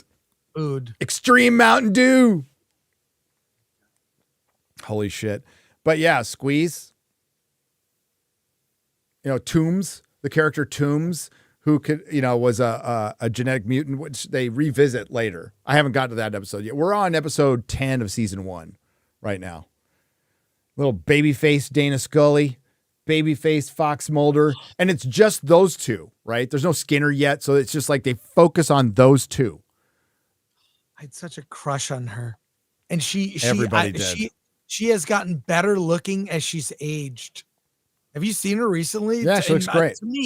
To me, she is stunning. Punk rock chick. Which is funny is she's the believer in UFOs and David Duchovny was not. And they hated each other for the first few seasons, but now they're friends. Yeah. That's how it works out. But dude, the show's unbelievable. The show is unbelievable. It hits the ground running. Yeah, we've poured through a lot of episodes in the last couple of days. I'm going to watch more tonight. And everybody was talking about it. Like you mentioned, 18 million people. What, it's other than big movie releases, there's not a lot that connects us that we've all seen that we can talk about, No, those days are gone. Things. Yeah. Those days are gone. 90s TV was pretty good. Yeah. The writing was evolving, but if you look back, let's go back. I think it's 1998. Correct me if I'm wrong, chat. But at the same time, hang on. When did, let me double check my math here. Babylon 5 was out. And what year? What years? So it was 97. You had so much to fucking choose from. I'll just name 3. Babylon 5, a Star Trek show, X-Files, just in genre. These things were going on, and there's so much more. It was an embarrassment of riches, to where we, at the time couldn't get around to them all. So we were working, but those shows were on all the time. They were discussed all the time. Oh, Buffy. Yeah. Yeah. So at the same time, you had Star Trek, Babylon 5, Buffy, and the X-Files. What do we have now? Yeah, in terms of shows that connect us all, I can't think of what exists. I really can't. Like House of the Dragon, yeah, but yeah, I mean Acolyte, I don't know. House of the Dragon, such a disappointing ending, but still good.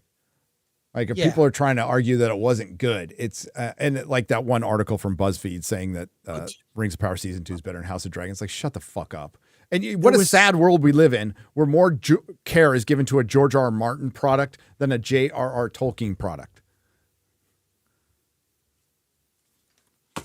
I think HBO knows how to make TV. They do. They do. Yes. They have a history they make really good long form storytelling. How old is The Sopranos now? I don't know. When did The Sopranos get? It's like 20 years, right? So over 20 years. Yeah.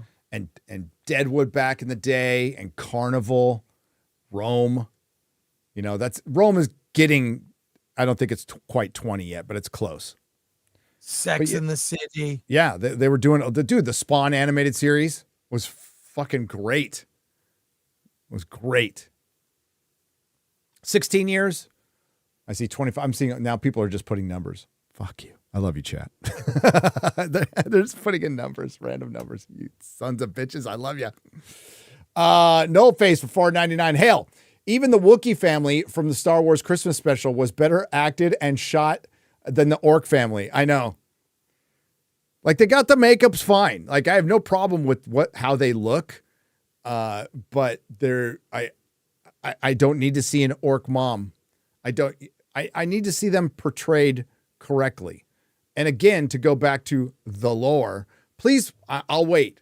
Please find the letter written from Tolkien back to a fan, or a letter to his son, Christopher, where he mentions a character named Adar, who supposedly either created the orcs or took them over at one point after he Caesared Sauron in a fortress he was never in. And they all just want to protect their families. I'll fucking wait. I'll wait for that for you to find that.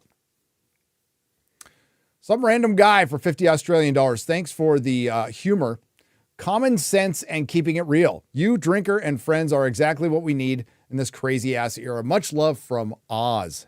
Hail, brother. Bond will never be gay. No, they'll never make him gay. No. I would not put it past him, Gary. I would not. There's no way. Like, I could see that happening. Sure. If you made it a parody, it'd probably be, they did Zorro the Gay Blade. Yes. That was a parody thing. Yes. Well, it would, whether they intended or not, it would be a parody, and it would be hilarious if they did it. I think it would be utterly hilarious. Christakis S for $2 Australian. Chris Frank is here. Any info on the LA Comic-Con meetup? Well, he just gave us some bad news. I may not be going. I pitched them 3 panels with you, Gary, to be a part of it. Other people like, Dante James, Alan Ing, Paulie from Latino Slant, that Star Wars girl. Well, they're obviously racist, by the way. I just want to point out. And so, let's be honest, a very diverse panel, very diverse people from all over and all our panels, you can confirm, were packed. And next door, there was a Kevin Smith panel, and lightly attended, to be honest. We had more people than Kevin Smith. Yes, we did. So I just think, hey, I'll pitch the same stuff. We'll have a different conversation, and rejected all of them. I have never been rejected from LA Comic-Con. So I'm checking if it was a mistake. it could be a mistake. An email went out, whatever. Oops. Well, we'll it's coming see, up, but- right? We don't have much time. Yes, I'm well Less than a aware. month. Yeah. Yeah. Huh. Well, they shouldn't have moved it to fucking October anyway. That was dumb. They should have kept it at December. Yeah. Better time. People are off school. Burmy Brother for 10 Canadian pesos. Were there any POC characters in The Lord of the Rings or The Hobbit in the movies or the books? Movies or books? I don't think so. I don't care. They're fantastic movies, but there are black characters in Rings of Power. But there are black characters in Rings of Power. Make that make sense. Okay, so no, there were no black elves. There were no black dwarves, if that's what you're talking about specifically. Yes, there were people of color, as they say it in the books. Yes. There were in The Hobbit, but that was in Dale. So that was a city of man. That was in Dale. The dwarven women had beards. Disa does have some like Elvis ham hocks now. If you've noticed that, they're more noticeable than before. She had some hair before, but it's way more noticeable now. Mohammed for $6.99. Hey, Nerdrotic, big fan. Will you make a video of your experience as a comic shop owner? I'm sure there's so much to learn as a consumer or an owner. I haven't. I've talked about it a lot on streams. Maybe. It was an interesting experience. I learned a lot about business, a ton about business, which I knew nothing about. I read part of Small Business for Dummies and kind of just learned on the job, had some help from some people. But it was pretty simple because I'd worked retail before, right? So it's just running retail, which is a lot different. But yeah, I learned a lot. And yeah, I kept learning. That was the thing.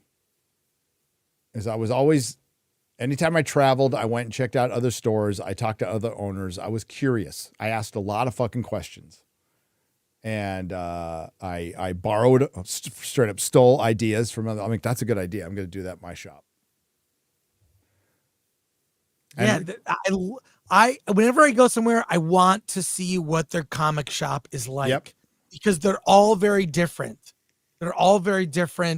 And because they're all, small, private business owners. It's not corporate BS like a chain where there's a sameness about it. They're very different. They have their own personalities, which are reflected by the people who work there. I love going to a comic shop. You'll find something rare, and the people, everything about it. Some have I love it. It reflects I think shops reflect the personality of their owner. So when I opened up, I didn't have a ton of money. So my marketing was guerrilla marketing.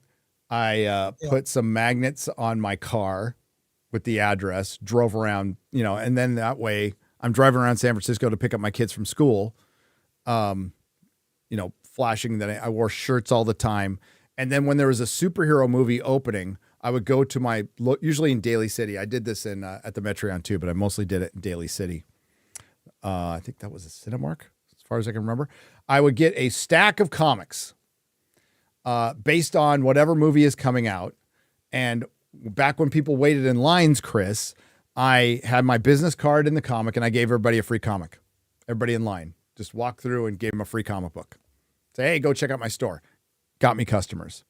And then I learned other ways of guerrilla marketing without having to spend a ton of money, and just got the word of mouth out. And it worked. Thought of other things too, like kids' birthday parties. I didn't invent these things, but I just decided to do them in the store. Did kids' birthday parties, and we did watch parties. So we'd have a projector screen, and we'd watch Game of Thrones. We watched Doctor Who. We watched Agents of S.H.I.E.L.D., like whatever superhero related stuff was out.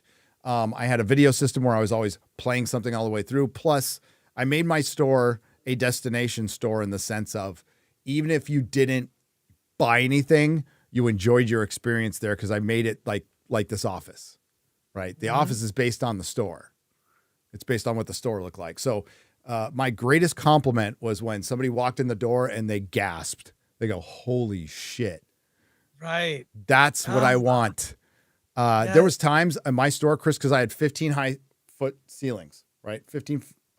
So I used to put banners up there. But then I'm like, fuck it. I started putting full runs of comics up there. So when a Spider-Man movie came out, I had Spider-Man 1 through 500, Amazing Spider-Man 1 through 500 circling my walls. Oh. I had X-Men 1 through 400 at the time, circling my walls. Daredevil 1 through, I think, 300 or 400, circling my walls. Yeah. So, and I would take the time to individually, very carefully, because some of those were key issues, pin them to the walls. And I had to like be really careful with especially the key ones. But yeah, those were the real comics. They were up there in order, and I put them up individually. Like a lot of times just overnight. I'd do it over the course of like 2 nights, and I'd be there till like 2 or 3 in the morning. But yeah, somebody could go and actually they could walk in my store and see Amazing Spider-Man in its full glory surrounding my store. Kind of insane to do that. I had a big cage in front of my door. So the back window, it was impossible to break in because it was 2 stories and there was a cage. There was bars over that. And then I had bars over my window. And nobody broke in. Nobody broke in. John Platt for 10 British pounds. Hi, Gary, Chris, and X-Ray Girl. Just started collecting Silver Age Fantastic Four comics. I picked up Fantastic Four 353, first Mobius Human Torch cover, and DC Batman Harley Quinn variant cover number 66, and 93 signed by Ryan Sook. I love the covers. Sook is awesome. Mobius, his Silver Surfer comic is fucking amazing. Stan Lee wrote it too. Clank, I'm the Tank for $10. As someone who knows nothing of Tolkien and the lore, I hoped fake Gandalf was actually the wizard Saruman, which he still could be, by the way. We're not saying he isn't. He's just using a lot of Gandalf's language. We could get a story of his character before he chose evil. I miss Christopher Lee. Yes, but he's not supposed to be there either. He doesn't show up for thousands and thousands of years. Third Age, they show up. Noctis Actual for $5. The new take on female leads is a way to dilute what a woman is. Men and women need each other. There is so much that can be done with that. Yes, but they don't want to, because that's heteronormative, and that's against the message. That's against the progressive stack. That's against the DEI regulations. They are now regulated to insert diversity, and it goes way beyond the screen, Chris. It goes into the marketing departments. Now, it's not official regulation. It's if you want your movie to be considered for awards. And you know what it's going to lead to? There's going to be a director, Chris, who goes, I don't give a fuck about Oscars. I'm here to make my movie. There'll be a lot of that. I think a lot, because it's become so overreaching. You see all the QBG did that thread of all the failures, someone has to look at that and go, maybe we just make something good and worry about this other stuff later. Yeah. But there's a lot of unqualified people elevated to positions, which resulted in the Acolyte, quite frankly. Yeah. Like the Marvels failing and the Acolyte failing are massive pop culture war wins. Massive W's. And like, how could you get a win out of a loss? Well, when the loss has gone on for so fucking long, it's about time you see somebody actually undeniably learn from their mistakes. When they've been like, the whole argument, the culmination of the Acolyte, Chris, with Star Wars in particular, is they've been lying. They know they haven't been doing well, and they've been pushing it on the audience. And it's about time that something happened that was so epically embarrassing that they had to acknowledge it. You're going to say something, Chris? I'm just pissed about something that's happening that is Can on I our private share chat. it? Well, I it depends would on Gary. ask Gary first. Read I'm my last message. So angry right now. And then Oh. the tweet. Yeah. I could have expected this. I should have expected this. Yeah. Yeah. Rewriting Ripley is back, ladies and gentlemen. What a coincidence. Haven't been around for years. Literally, their last it's tweet so before authentic. 2022. A manifesto. Did you see the link I put in the private? Well, what's it concerning? Give me the cliff notes. Give me the cliff notes. This tweet literally says a handful of YouTubers have jeopardized the safety of our community and the creatives we love for too long. The Star Wars fandom demands action. At Team YouTube, demonetize Nerdrotic, Ryan Kinnell, and Geeks and Gamers. Hate should not be a career path. And then that Star Wars girl collected, that's the link I put in there. The people that are doing this, but they're going at Team YouTube. It's again, what did I say? Allowed. I was getting pissed off earlier. This is the manifestation of that. And now it's coordinated and they're doing this. It's bullshit. Everyone who supports you and Ryan and G&G needs to go at these people and just say, I love Team YouTube. I love Nerdrotic. I love G&G. I wouldn't maybe say about Ryan. I like him a lot. Yeah, I'd say like we tolerate Ryan. No, I'm just kidding. We tolerate Ryan. No, but well, say, I cannot bound by terms of service. I am not allowed to recommend. Do what you like. If it were me, I would forget me. Show support for the others. Show support. That's exactly now, right. I don't know if Rewriting Ripley is on YouTube or not, but if they are, that's a violation of terms of service. By the way, you're not supposed to do that. Yeah, this is. I really that Star Wars girl collected screenshots of other people. It's coordinated. But I mean, there's also like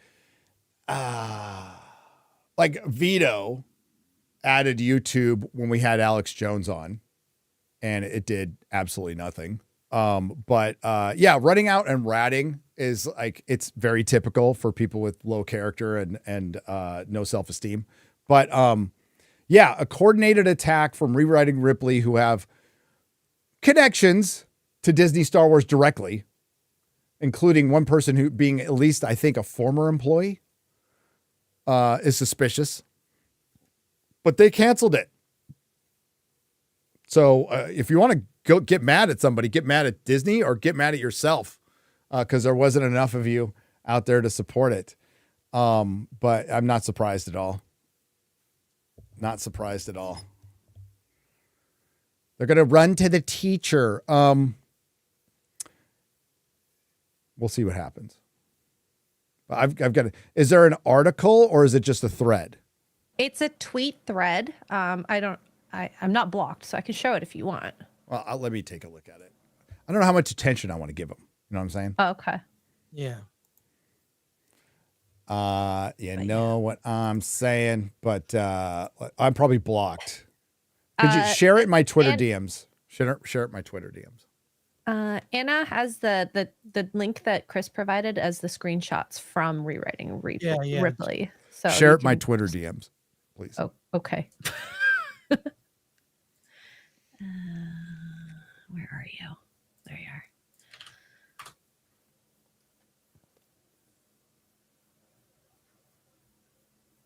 are. Okay, it's sent. All right, thank you. Let's take a look.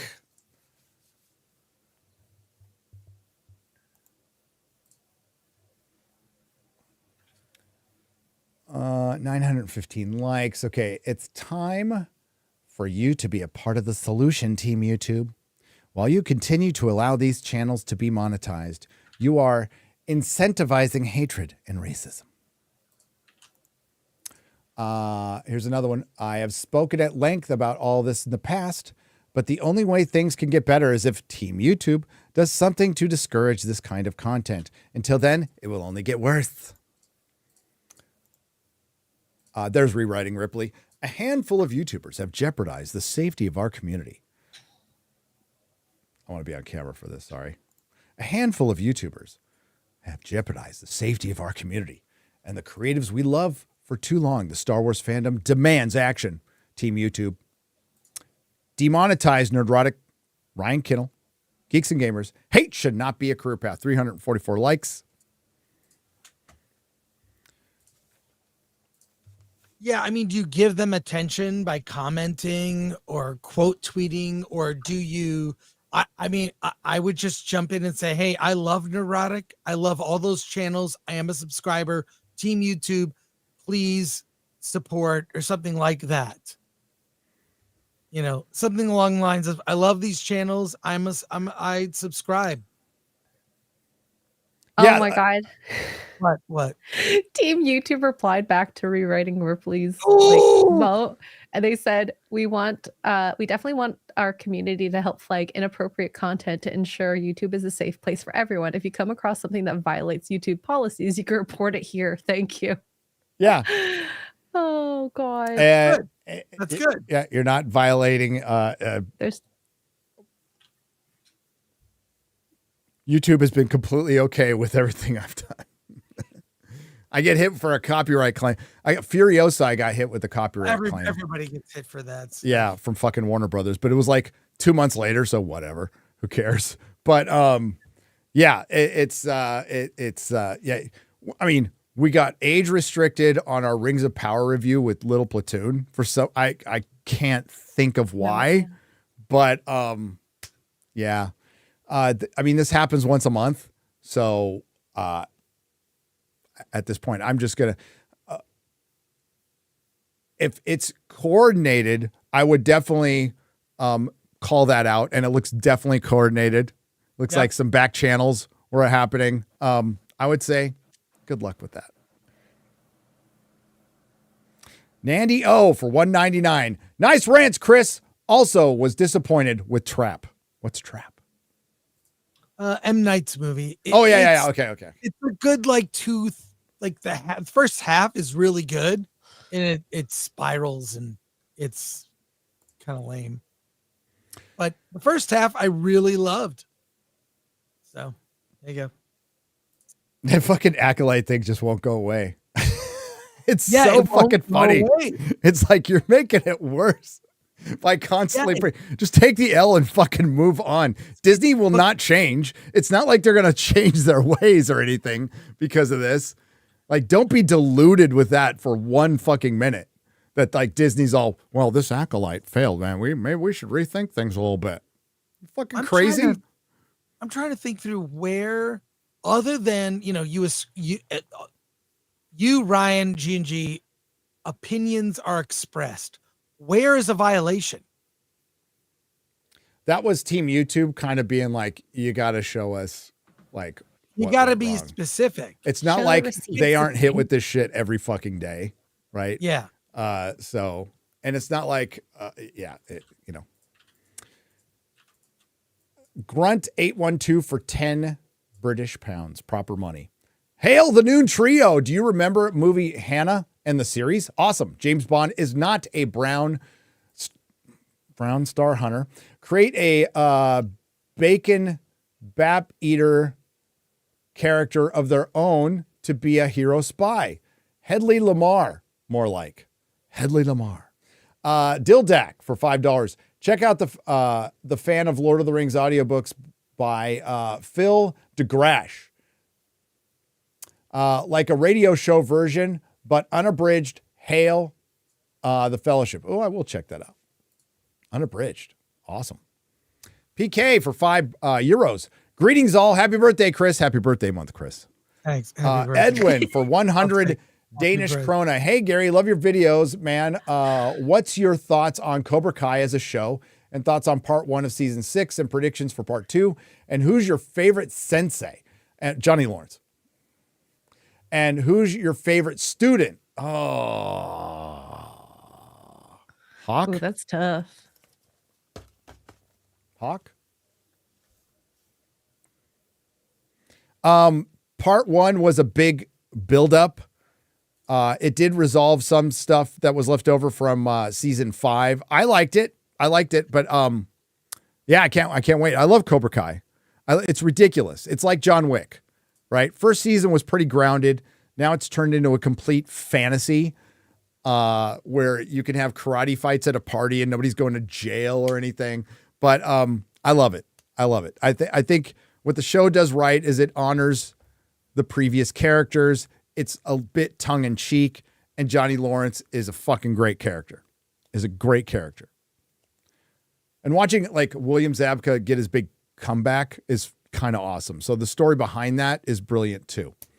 I want a novel accurate, period accurate James Bond, non-satirical, non-comedy, played straight by Henry Cavill, and I want it now.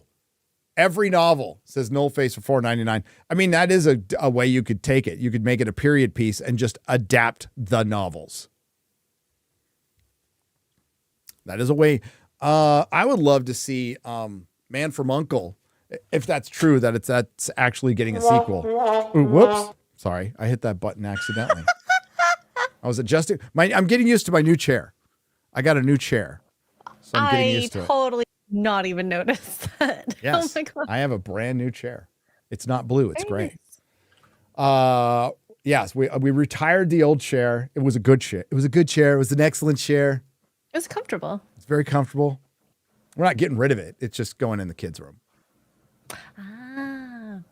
Old man needed a new chair. Okay. Robert for $2. Hey, Chris, my birthday is tomorrow. Happy birthday month.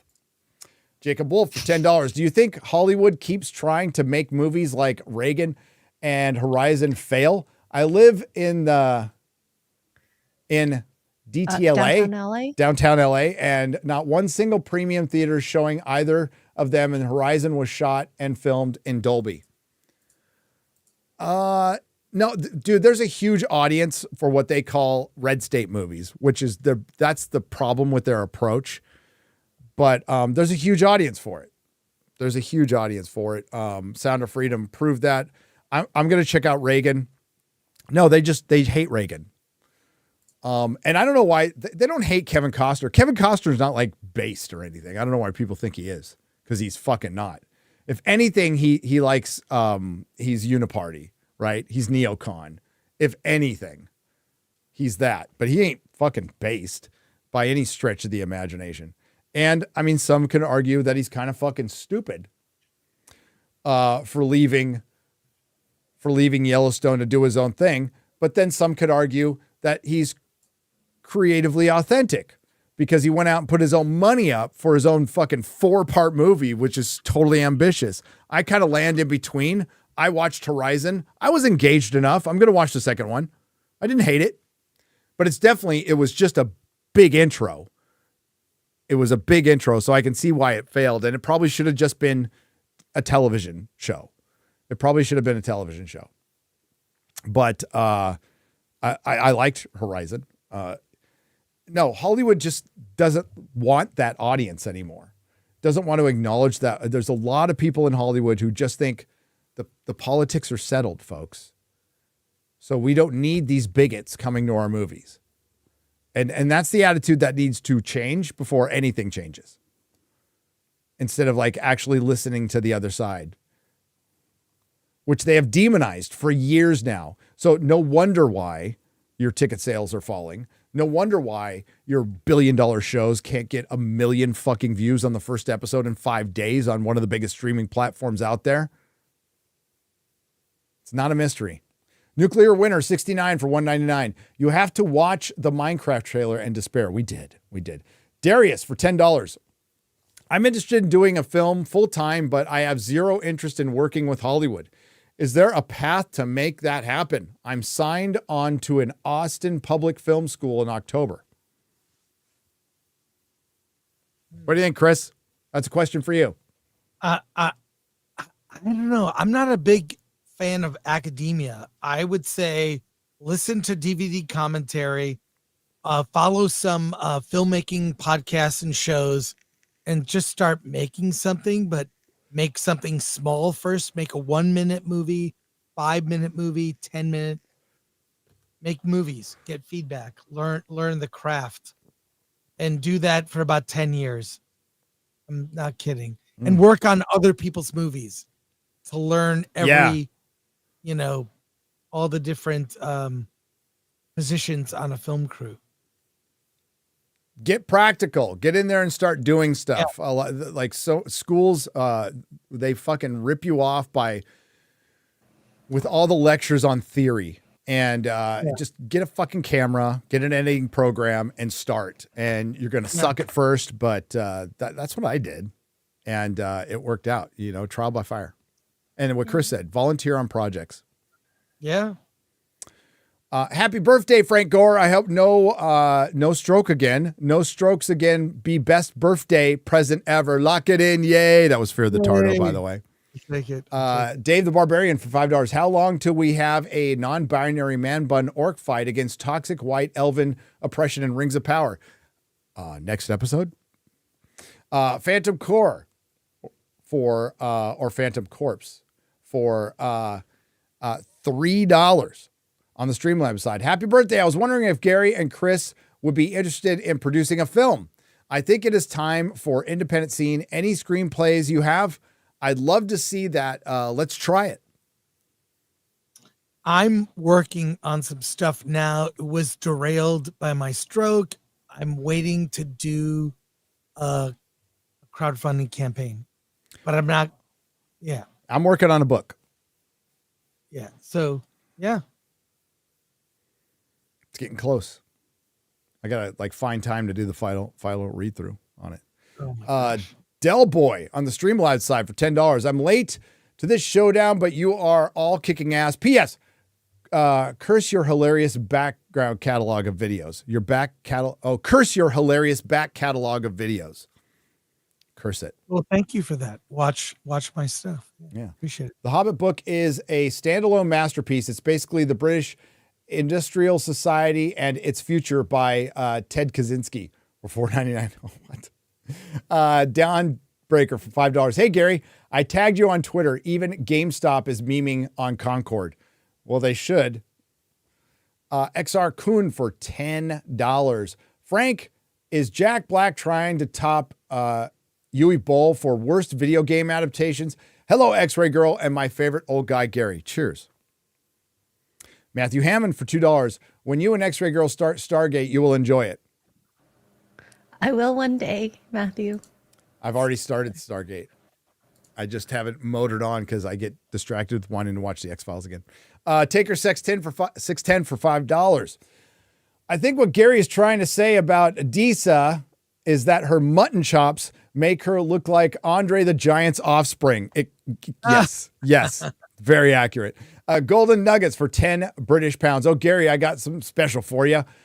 Amy Adams' new trailer for the movie Night Bitch. Spot the message. What? Yeah, I saw the poster for that. Night Bitch. Comes out Bitch. I don't know.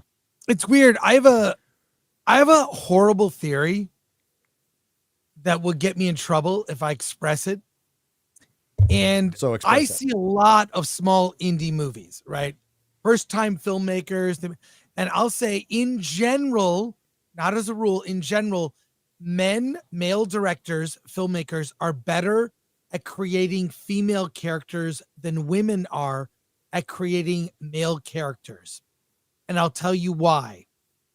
I believe that men have empathy for women and are good at making strong female characters. Women, however, they have less empathy towards men and are just not as good at creating compelling male characters. That doesn't mean that male directors are better than female directors. I think when it comes to types of characters, I see a lot of movies from female directors where all the men are pieces of shit. It's boring. It's boring because that's all they are. So male Rings of power. Yeah, male directors, more empathy towards women. And you look through the history of cinema, How many great female characters have come from male directors? How many great male characters have come from female directors? And I'd say recently, and this is anecdotal, not a scientific thing, but I don't see a lot of female. In fact, more often than not, a female director makes male characters pieces of shit. I roll my eyes. It happens all the time consistently. So I don't know what you think of that theory, Gary, but I do. I think like one of the it's different in novels because they're experienced writers, but yes, I have experienced. Well, Rings of Power is a great example. Every male character is pretty much presented as kind of incompetent or prideful, right? And this is just the lightest case of it, but it's incompetent and prideful. And even when a character like Galadriel, who's absolutely butchered, is fucking dead wrong, they still present her as the wiser, and she'll end up being right in the end. And if you see intersectional storytelling, there's always, whenever you're adapting something where they have to put the male character in, they'll add a character, an assistant, a wife, a girlfriend, a friend, and they'll generally like put their heads together or something, and they're guiding them.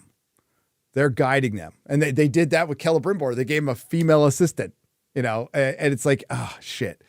So it's power dynamics. It's all like they're obsessed with fucking power dynamics, right? Intersectionalism is not about equality. It's not about equity. It's about power and taking it over. Turok for $4.99. Hey, have you seen the new channel Critical Diverse Female? Great video on Amandla Stenberg. I have not, but I'll check it out. David Smart for $2. Happy birthday, Chris Gore. Zach fan, 202 for $9.99. Did you hear Gary Rotten Tomatoes has a fresh hot label for audience scores? Now 90% is the minimal requirement, unlike the critic score that has a 75% minimum requirement. I did not hear this. I'm surprised they still have the audience score at this point, to be honest with you. Ben Durick for $5. I went to the TNG panel at DragonCon. Q made a Trump joke. Half the room clapped. These actors need to leave the political views out of cons. Yeah, they do. Christopher Eccleston, greater than woke Doctor Who, says Burb Shib for $2 Australian. Yep. Mega Toby for 09 for $4.99. The last Grand Tour is going to kill me. Yeah. Damn, that trailer's good. Their final trailer. Oh yeah. Rest in peace. James Darren. I love DS9, especially It's Only a Paper Moon. Yes. And the Gidget movies. James Darren passed away, 89 years old. Gonter Odim for $10. For fuck's sake, Gary, finish Stargate and Witcher 3, Boomer. Well, I mean, like, hopefully I still have time in my life to finish these things. Green Jack's Journal for £5 British pounds, proper money. Hail Gary and the Nooner Gang. My Rings of Power video, Rings of Prime, Sound of Fury, is scraping 7,500 views. Excellent. Would love to push it over 10,000. Peace. Give it time. It sounds like it's going to hit that. Well done. Edwin. Careful for the next one. The second and last word. Oh, gotcha. Thank you. Edwin for 20 Danish krona. Would you rather watch a tree grow or a fill in the blanks? Open the Mind for $2. Soft bigotry of low expectations. That's exactly what it is.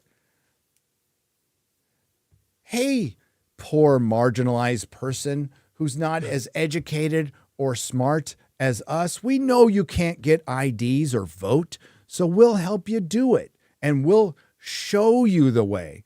We're not telling you how to think. We're showing you how to think. Great line from Serenity, by the way.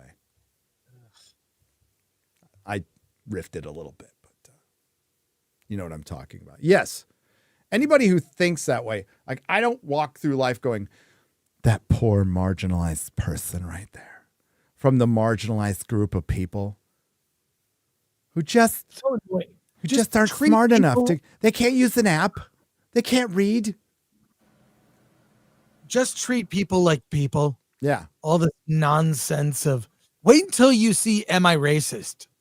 I've seen the whole thing. Oh, I've got the. I And can see it. I'm going to the theater. I bought tickets.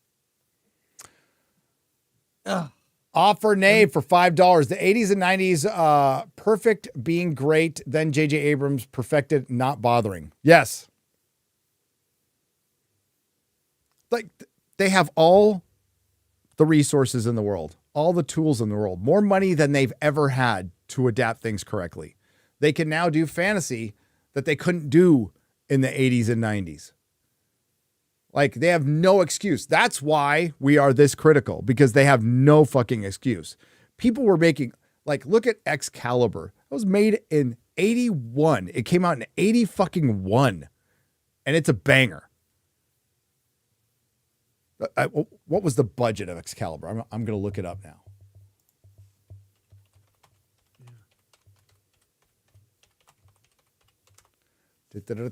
$11 million. Wow. $11 million. Now adjusted for inflation. Let's be nice. 50 million? And that movie looks fucking spectacular. It does. Like Legend. I love Great. Legend. I know a lot of people don't. What's the budget of Legend? Let's take a look. Let's take a look. Let's take a look. $24.5 million. There's nothing. Yeah, there's no excuse for them to fail other than pure incompetence. And that incompetence is created by a worldview that's not realistic and completely disconnected with your paying customer. Thunderstorm for $4.99. Woke is a niche market. 2011 bird watching film, The Big Year. Film budget was $41 million. Box office $7.4 million. Bases a bird watching book.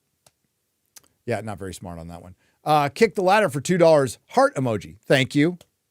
Did they write it out or is it a heart emoji? They wrote it out. Okay. That's cool. G-Man for $5. Gary doesn't know what the 4 quadrants are. I bet he doesn't know about the 3 seashells either. I don't. No, I said I didn't know what I was like, 4 quadrants. Is that like, it was what I thought it was. Just appeal to everyone. Okay. So whatever. Yeah, I'm not a marketing executive. Sorry. Lenny Sullen for $1.99. She is hurting the community. The community. Also, J.J. Abrams is a knockoff Spielberg. Knocked off down the street, into the gutter, through the sewer, through the processing plant, into the sea. If you were talking about knocked off. Wacky Swacky for $2. George R. Martin just ripped Ryan Condell a new one on his blog. Oh, pull up the blog. Pull up the blog. And while you're doing that, I'll read a couple more. Lenny Sullen for $1.99. Spielberg has been the child catcher circa 1980. Wonderworld Comics for $4.99. Thank you, Gary. They covered for founder Ed Kramer, known as the Fredo. Dragon Con will never get my support. Yeah, Adrian Curry talked about that. Albert Not a Retro for 5 Canadian pesos. Remember, yes, the Dragon Con creator was a Fredo. Was a child enthusiast. That is true. Remember the time cover with Trump and the little girl crying? 2 completely different pics. Doctored of. Same with Trump and Epstein pic. Yes. Oh, yes. Jose A. Taco for $1. Don't forget, Gary, you get free parking for the IMAX in downtown parking lot with your movie ticket stub if you go to the real IMAX in San Antonio. Tapman 12 for $5. Love a good nooner. Cheers. There you go. You got the blog, X-Ray Girl? I have the blog, but he doesn't refer to him by name, so I can't find where it is. Just put up not a blog and we'll read it. So he did put a new one out today. Okay. There you go. Here, and I'll put it up on my side. Oh, here it is. Here it is. What a great birthday present. Okay, not a block. I doubt there's going to be any talk of when's a winner in here. I used to go to this every single day. September 3rd, 2024 at 11:54 a.m. So that's not long ago. My calendar is telling me it is now September. Really? Damn, those days are going fast. We got back from a month abroad on August 15th, which seems like yesterday on an odd numbered days and last year on evens. I returned to find more than 1,000 emails waiting for me, which proved even more daunting than usual. Blah, blah, blah. I was in Glasgow, blah, blah, blah. Santa Fe, blah, blah, blah. H.P. Lovecraft, blah, blah, blah. Where are we getting down to the House of Dragons? Where's House of the Dragon? Oh, apparently it was deleted. The blog post about the Ryan Condell one. There's a Variety article that okay, talks about it. What? So it's right here. Ryan gets a shout out, not you? Well, he got deleted, so I don't know. Ryan Condell, not Kinnell. Ryan Condell, the showrunner. When Ryan Condell first told me what he meant to do ages ago back in 2022 might be, I argued against it. For all these reasons, Martin wrote, I do not argue long or with much heat. However, the change weakened the sequence. What? Okay, go up. What's he talking about change? Go up more. Go up more. Go up more. No. Other up. Up in the article. Here, just give me the link so I can read it. Martin's biggest critique laid out here. Thank you. The problem is we can't do the links from the private chat. All right. Go. Here we go. Okay. Martin's biggest critique laid out in a since deleted Wednesday blog post titled Beware the Butterflies was around differences between the Blood and Cheese plotline and the House of the Dragon Season 2 premiere, which features the death of a child character and the story as it's told in Fire and Blood, House of the Dragon. He eliminated one character, which is pretty important, Aegon and Helena Targaryen's youngest son, Prince Maelor, entirely from the story, which Martin was who is a co-creator and executive producer on for the show, insists has larger repercussions for the future of the series moving forward into season 2 and 3. And we mentioned that as well. Here, I got the mouse. When Ryan Condell first told me what he meant to do ages ago back in 2022, I argued against it. For all these reasons, Martin wrote, I do not argue long or with much heat. However, the change weakened the sequence, as we said in the review. I felt, but only a bit, and Ryan had what seemed to be practical reasons for it. They did not want to deal with casting another child, especially a 2-year-old toddler. Kids that young will inevitably slow production down, and there would be a budget implications. Budget was already an issue for House of the Dragon. It had made sense to save money wherever we could. However, Ryan assured me that it was not losing Prince Maelor, simply postponing him. Queen Helena could still give birth to him in season 3, presumably after getting with child late in season 2. That made sense to me. So I withdrew my objections and acquiesced to the change. I still love the episode and Blood and Cheese sequence overall. Losing the Helena's choice beat did weaken the scene. It did, but not to any great degree. I disagree. Only the book readers would have noticed the absence. The book readers who were like prepping this up for you guys. We were serving it up going, you guys are going to be so shocked by season 1. And they fucking took away the shocking thing. They went soft. And they did it for budgetary reasons? Only the book readers would notice the absence. Viewers who had never read Fire and Blood would still feel the scenes feel that they were heart-rendering. Maelor did not actually do anything in the scene after all. How could he? He was only 2 years old. This is another aspect to removal of the young princeling, however. Martin went on to outline in detail how the elimination of Maelor could ultimately affect the plans for the final 2 seasons of HBO's House of the Dragon, with Condell recently confirming it will end in season 4 by revealing future spoiler plots from Fire and Blood. Maelor by himself means little, Martin wrote. He is a small child, does not have a line of dialogue, does nothing of consequence but die. But where and when and how, that does matter. Losing Maelor weakened the end of the blood and cheese sequence, but it also cost us the bitter bridge scene. Yep, it does. With all the horror and heroism. It undercut the motivation for Helena's suicide. Sorry, spoilers. And that it sent thousands into the streets and alleys screaming for justice for their murdered queen. None of that is essential, I suppose. Yes, it is. But all of it does serve a purpose. It helps tie the storylines together so one thing follows another in a logical, convincing manner. The A Song of Ice and Fire series author ended a blog post, which he deleted later Wednesday by hinting at more issues for House of the Dragon moving forward, adding, and there are larger and more toxic butterflies to come if House of the Dragon goes ahead with some of the changes being contemplated for series 3 and 4. He just fucking undermined the entire series. Holy shit. Woo! Finish the fucking book, George! Maybe if you hadn't been so worried about finishing Fire and Blood and stop writing Winds of Winter for Fire and Blood, and now they're fucking with your series and not realizing that you worked in TV, that they fuck with your series all the time, and maybe focused on what you have utter control over, things would be different. Maybe you'll be more satisfied.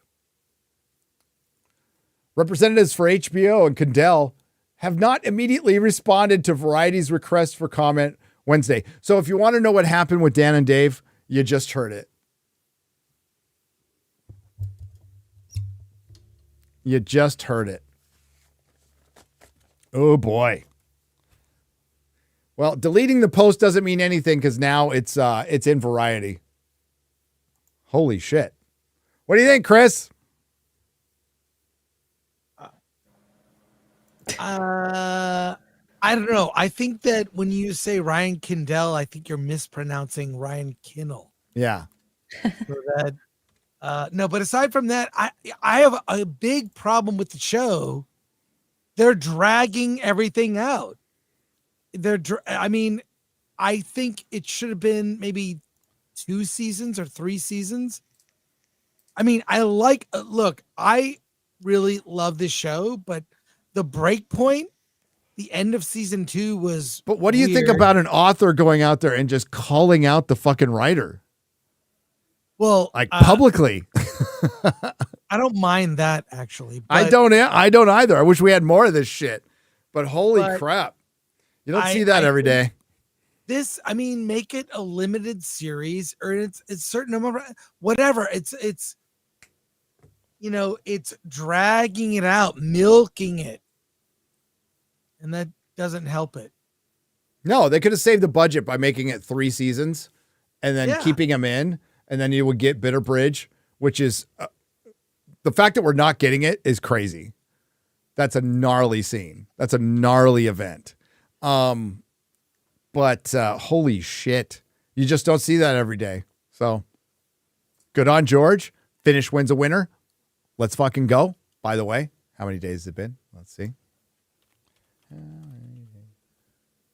Oh no, you gotta check. It's 4,803 days since the release of A Dance with Dragons, ladies and gentlemen. Phantom Core, or is it Corpse? For $5. The fans want to have some fun too. Yes, they do.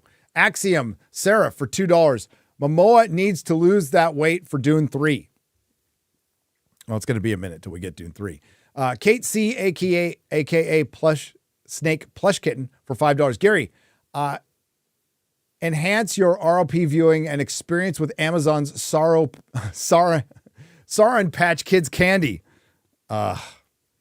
Druid Khan for £2 Hi, were you ever a fan of Stargate SG-1? I was not, but I'm getting into it.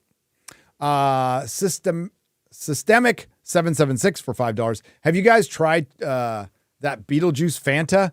Tastes like Leslye Headland's dry ass pussy. Pussy. Oh, dry ass pussy. Yeah. How do you know how that tastes? And I wouldn't touch Fanta, by the way, like of any flavors. But yeah, sorry, it says pussy. He meant to say pussy, and I missed it. Matthew Hammond for $2. Did you see IGN's score for Joker 2? Oh, 5. I bet it's good. Are you going to see that early, Chris? I don't know. I don't know. Probably yes. I will probably yes. I know someone working on it. So. Anakmamon reviews and rants for $2. Well, I mean, they weren't in love with Joker to begin with. There was a lot of critics who did not like Joker because of it was going to incite incel violence. So that doesn't surprise me at all. Anakmamon reviews and rants for $2. Tulsa King brings us together. Season 2 soon. Season 2 in 9 days. 9 days. Ryaka for 15 Martian pesos. Sorry, off topic. Heard you like Blackpink, Chris. I would recommend Zutomayo live over recent YouTube music. Enjoy the Japanese creative funk. Okay. Chris, I'll take it. Did you get one I of love these? Blackpink. Mm-hmm. Chris. Turn it on. Turn it on. Did you get one of these? Yes, I did. Mine's right there. Oh, there it is. It's lights on. There you go. Yeah. Did you get the other one? I did not. What's the other one? The other one, it's I think there's 2. Pretty sure there's 2. I think it's a different colored light, but I could be wrong. I love Rings of Power. I also love shaving my nads with a rusty spoon, says Bean Mac for $4.99. There you go. I'm expecting Uncle Tom Bombadil, says Fracta Machine. House of the Dragon Season 2 was 4 episodes crammed into 8. I would not argue that.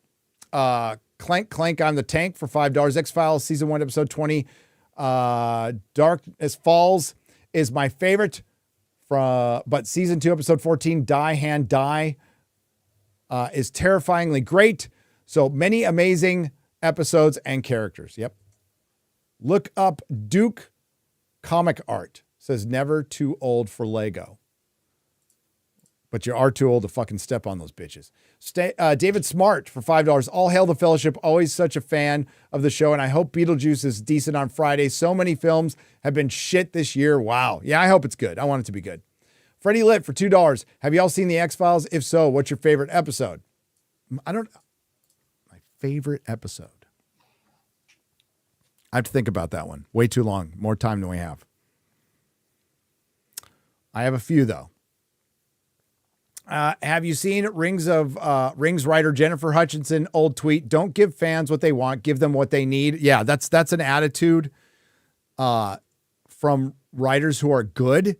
So I absolutely if you're Vince Gilligan, okay, sure, but that's been around for a long time. Pretty telling of her thoughts. But apparently Jennifer Hutchinson was only good under the guise of a man. Vince Gilligan. Although she's under the guise of a man, 2 men right now, and she wasn't very good. But Jessica Gal wrote some really good Silicon Valley, but she also had Mike Judge correcting her work. Uncle Pappy Wolf for $5. If you guys were to design your own sports bar type dive, but instead for nerds, what would it look like? Games, movies, comics, what events? Well, there's the Millennium Fandom Bar in Las Vegas. Take a look at that. It would be very close to that. I'd have retro games in there. A lot of retro games.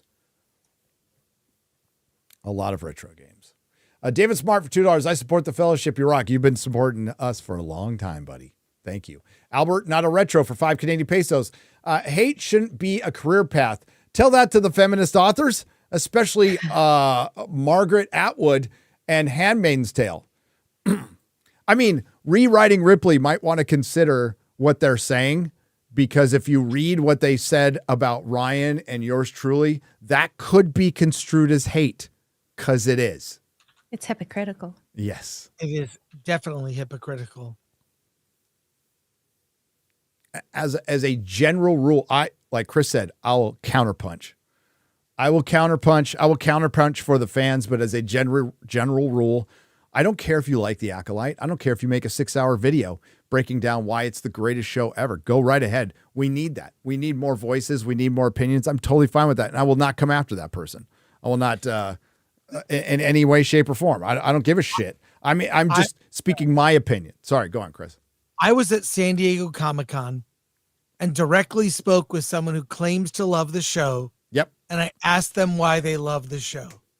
And they couldn't give me an answer. Yep. Same. Someone said because it's Lord of the Rings. Why do you love it? Oh, I'm talking about Acolyte. Oh, wait. But with Rings of Power, but yeah, similar.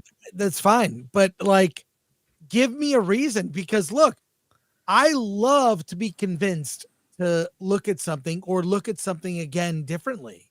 I have discovered things from, I watch other people and they recommend something. Oh, I'm gonna, you convince me to make the effort to seek out that thing.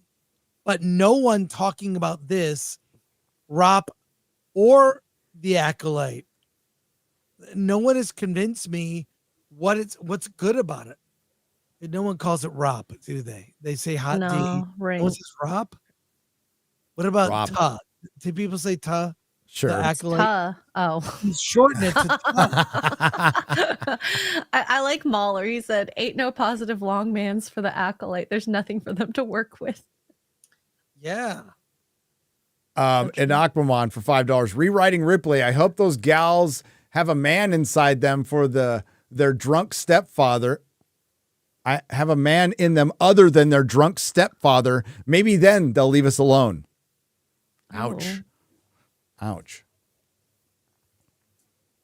Ouch. Simon Ho for 2 Canadian pesos. Team YouTube policing hate in place for their own. Exactly. Andrew Matthews for 5 British pounds. The anime Goblin Slayer has goblins take human women and drape to breed more male goblins. I thought this would fit for Lord of the Rings. That's something the professor's not going to get into, but maybe. I'm assuming that orcs definitely drape, like for sure. Each other, all living creatures. Absolutely. I'm so embarrassed by my Belfast slang does not translate well. Sad times. Bacon bun eater equals lesbian. Okay. Brown Star Hunter equals male lesbian. Hail, happy birthday, Chris. We got that picture. We did. I got one. Linda Hamilton in Terminator says Mary Ebony Collins for $2. Simon Ho for $2. Female directors are motivated by revenge and hate. I remember the golden days of the Bay Area comic shops, Peninsula Comics, A Tiny Hole in the Wall, and Lee's Comics. Yeah, Lee's Comics was upscale selection of wall comics. Yeah, Lee's shut down a while ago. I remember when he stopped going to Comic-Con. That was 15 years ago. There we go. Getting used to my new chair. Moravisk for $4.99. Meeting Chris Gore at DragonCon was pretty cool, but hanging with Freight Gore at DragonCon was the best. 10 out of 10. Highly recommend. Absolutely. That was fun. Look, X-Ray Girl, if you come to DragonCon, I got you. I got you. Okay. I know how to handle it. It's going to be, there's lore having to do with DragonCon. It's like in real world versions of memes become costumes. Like there was one panel where like a speaker blew up and was on fire. It was like a quick thing that happened in a panel. No, seriously. And the very next day, someone did a costume of the speaker on fire. And while I agree with you, Gary, Atlanta, the humid weather, I do not love, but it's mostly indoors, all indoors. And it's the most fun I've ever had at a con ever. just look at my Twitter feed about it. Look at you got to play the video before I leave, because I got to get going actually. We have 3 more. No. Okay. We have 5 more. We're going to, okay. Right. Pull up the video. I'll read these. Yes. Jonathan Staton for $1.99. Gary will write anything but his book. Ruthie Amigo for 37. Thank you for the super sticker. Oliver Lavery Farage for 10 British pounds. I think male directors have a social pressure to write nuanced female characters, whereby female directors are almost praised for making reductive female characters, but there are exceptions to this. Yes, there's an exception to every rule, but there is a reason that trope is now there. Benjamin Flensborg, thank you for the 30 Danish krona. I appreciate it. Phantom Corpse. The Phantom Core. Thank you. Please look up a 38-second trailer for Batman Hellblazed. Also, would love to see Terminator film set in proper future war with the purple lasers. I'm going to finish Terminator 0. I wasn't enthralled by the first episode. Going to tell you that right now. Those are not mutton chops. They're pubes on D's nuts. Says Magnum Popeye for $2. Christopher Burke for $20. Thank you. Hey, people, I'm on the road trip 6,000 miles. That's a long road trip. Around the world. You drive over an ocean. Are you driving south? Is that even 6,000 miles? Yeah. Are you driving from the tip of Canada down to South America? And recovery and staying clean listening. Awesome. The DEI stuff would maybe be fine with good stories. Production, etc. Rock on. Thanks. Cheers. And Recovery Anonymous for $5. Drape is how urukai are canonically made. Saruman was a very bad man. Yes. Yep. The urukai, right. Yes. I don't think I can play the music, but this was at the con here. I'll just maybe a little music. I had a Bandito mustache because I wasn't just Mr. Fantastic. I was Pedro Pascal as Mr. Fantastic. Oh. I had a Bandito mustache. And people were limboing under my arm spontaneously at this party. It was crazy. My friend Devon pulling my arm. People were it was nuts. It was just stupid. That's awesome. It looks like fun. Yeah. I mean, these parties. Is that at the hotel or the convention? It's at the hotel. Okay. At the Marriott. Dude, you would love it. It looks like that's a cool hotel. See, so, I'll go to the con to meet people and to shop. My days of doing stuff like this are over. Are very over. Not for me, but the X-Ray Girl, you would fit in. You would fit in. X-Ray Girl would do just fine. I highly recommend you go. That looks super fun. If you're drunk, we'll coordinate next year. Sober guy, I'm like, coordinate. So my feed is all of that. So awesome. I love Chris getting out there. Cool. It looks that was a great costume, by the way. Fucking awesome cosplay. I love it. Yeah. All right, we're gonna wrap it up. Chris, you got a stream coming up. Thanks for staying the whole time. What do you got coming up? Tell us. In less than an hour, I'm doing Hollywood on the Rocks with the Angry Badger. Will be my guest co-host. Alan is not here today. His wife is in the hospital. Oh no. She's having some surgery done. Okay. So, I hope she's okay. We love Alan. Love Alan. So Angry Badger's awesome, but Alan, we got you, baby. Yeah. So I'll let Alan talk about it. So he needs to be there for support. Of course. We're right there with him. So all right. X-Ray Girl, what do you got coming up? Tonight, Poor Choices. We're gonna talk relationship stuff. I don't know if I have it in me to play Dustborn this evening, but we'll see. You said that before. Do it. You've said that before. I've heard it before. I know. I've heard it before. Yeah. So it's not like I've never done that. It's like I can't do another Acolyte video. I'm done with the show. And then you did another one. Oh my! It's not ending.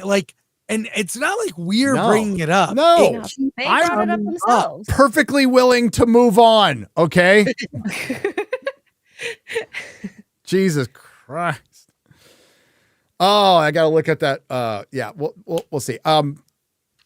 Guys, support who you like. That's all I'm gonna say. Support who you like. Do what you like.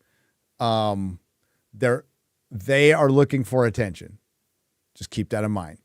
They are looking for attention, and usually when that's their motivation, I give them none. Plus, it's a total distraction. I'm gonna keep doing what I'm doing, and what happens happens. That's life. Never feed a troll.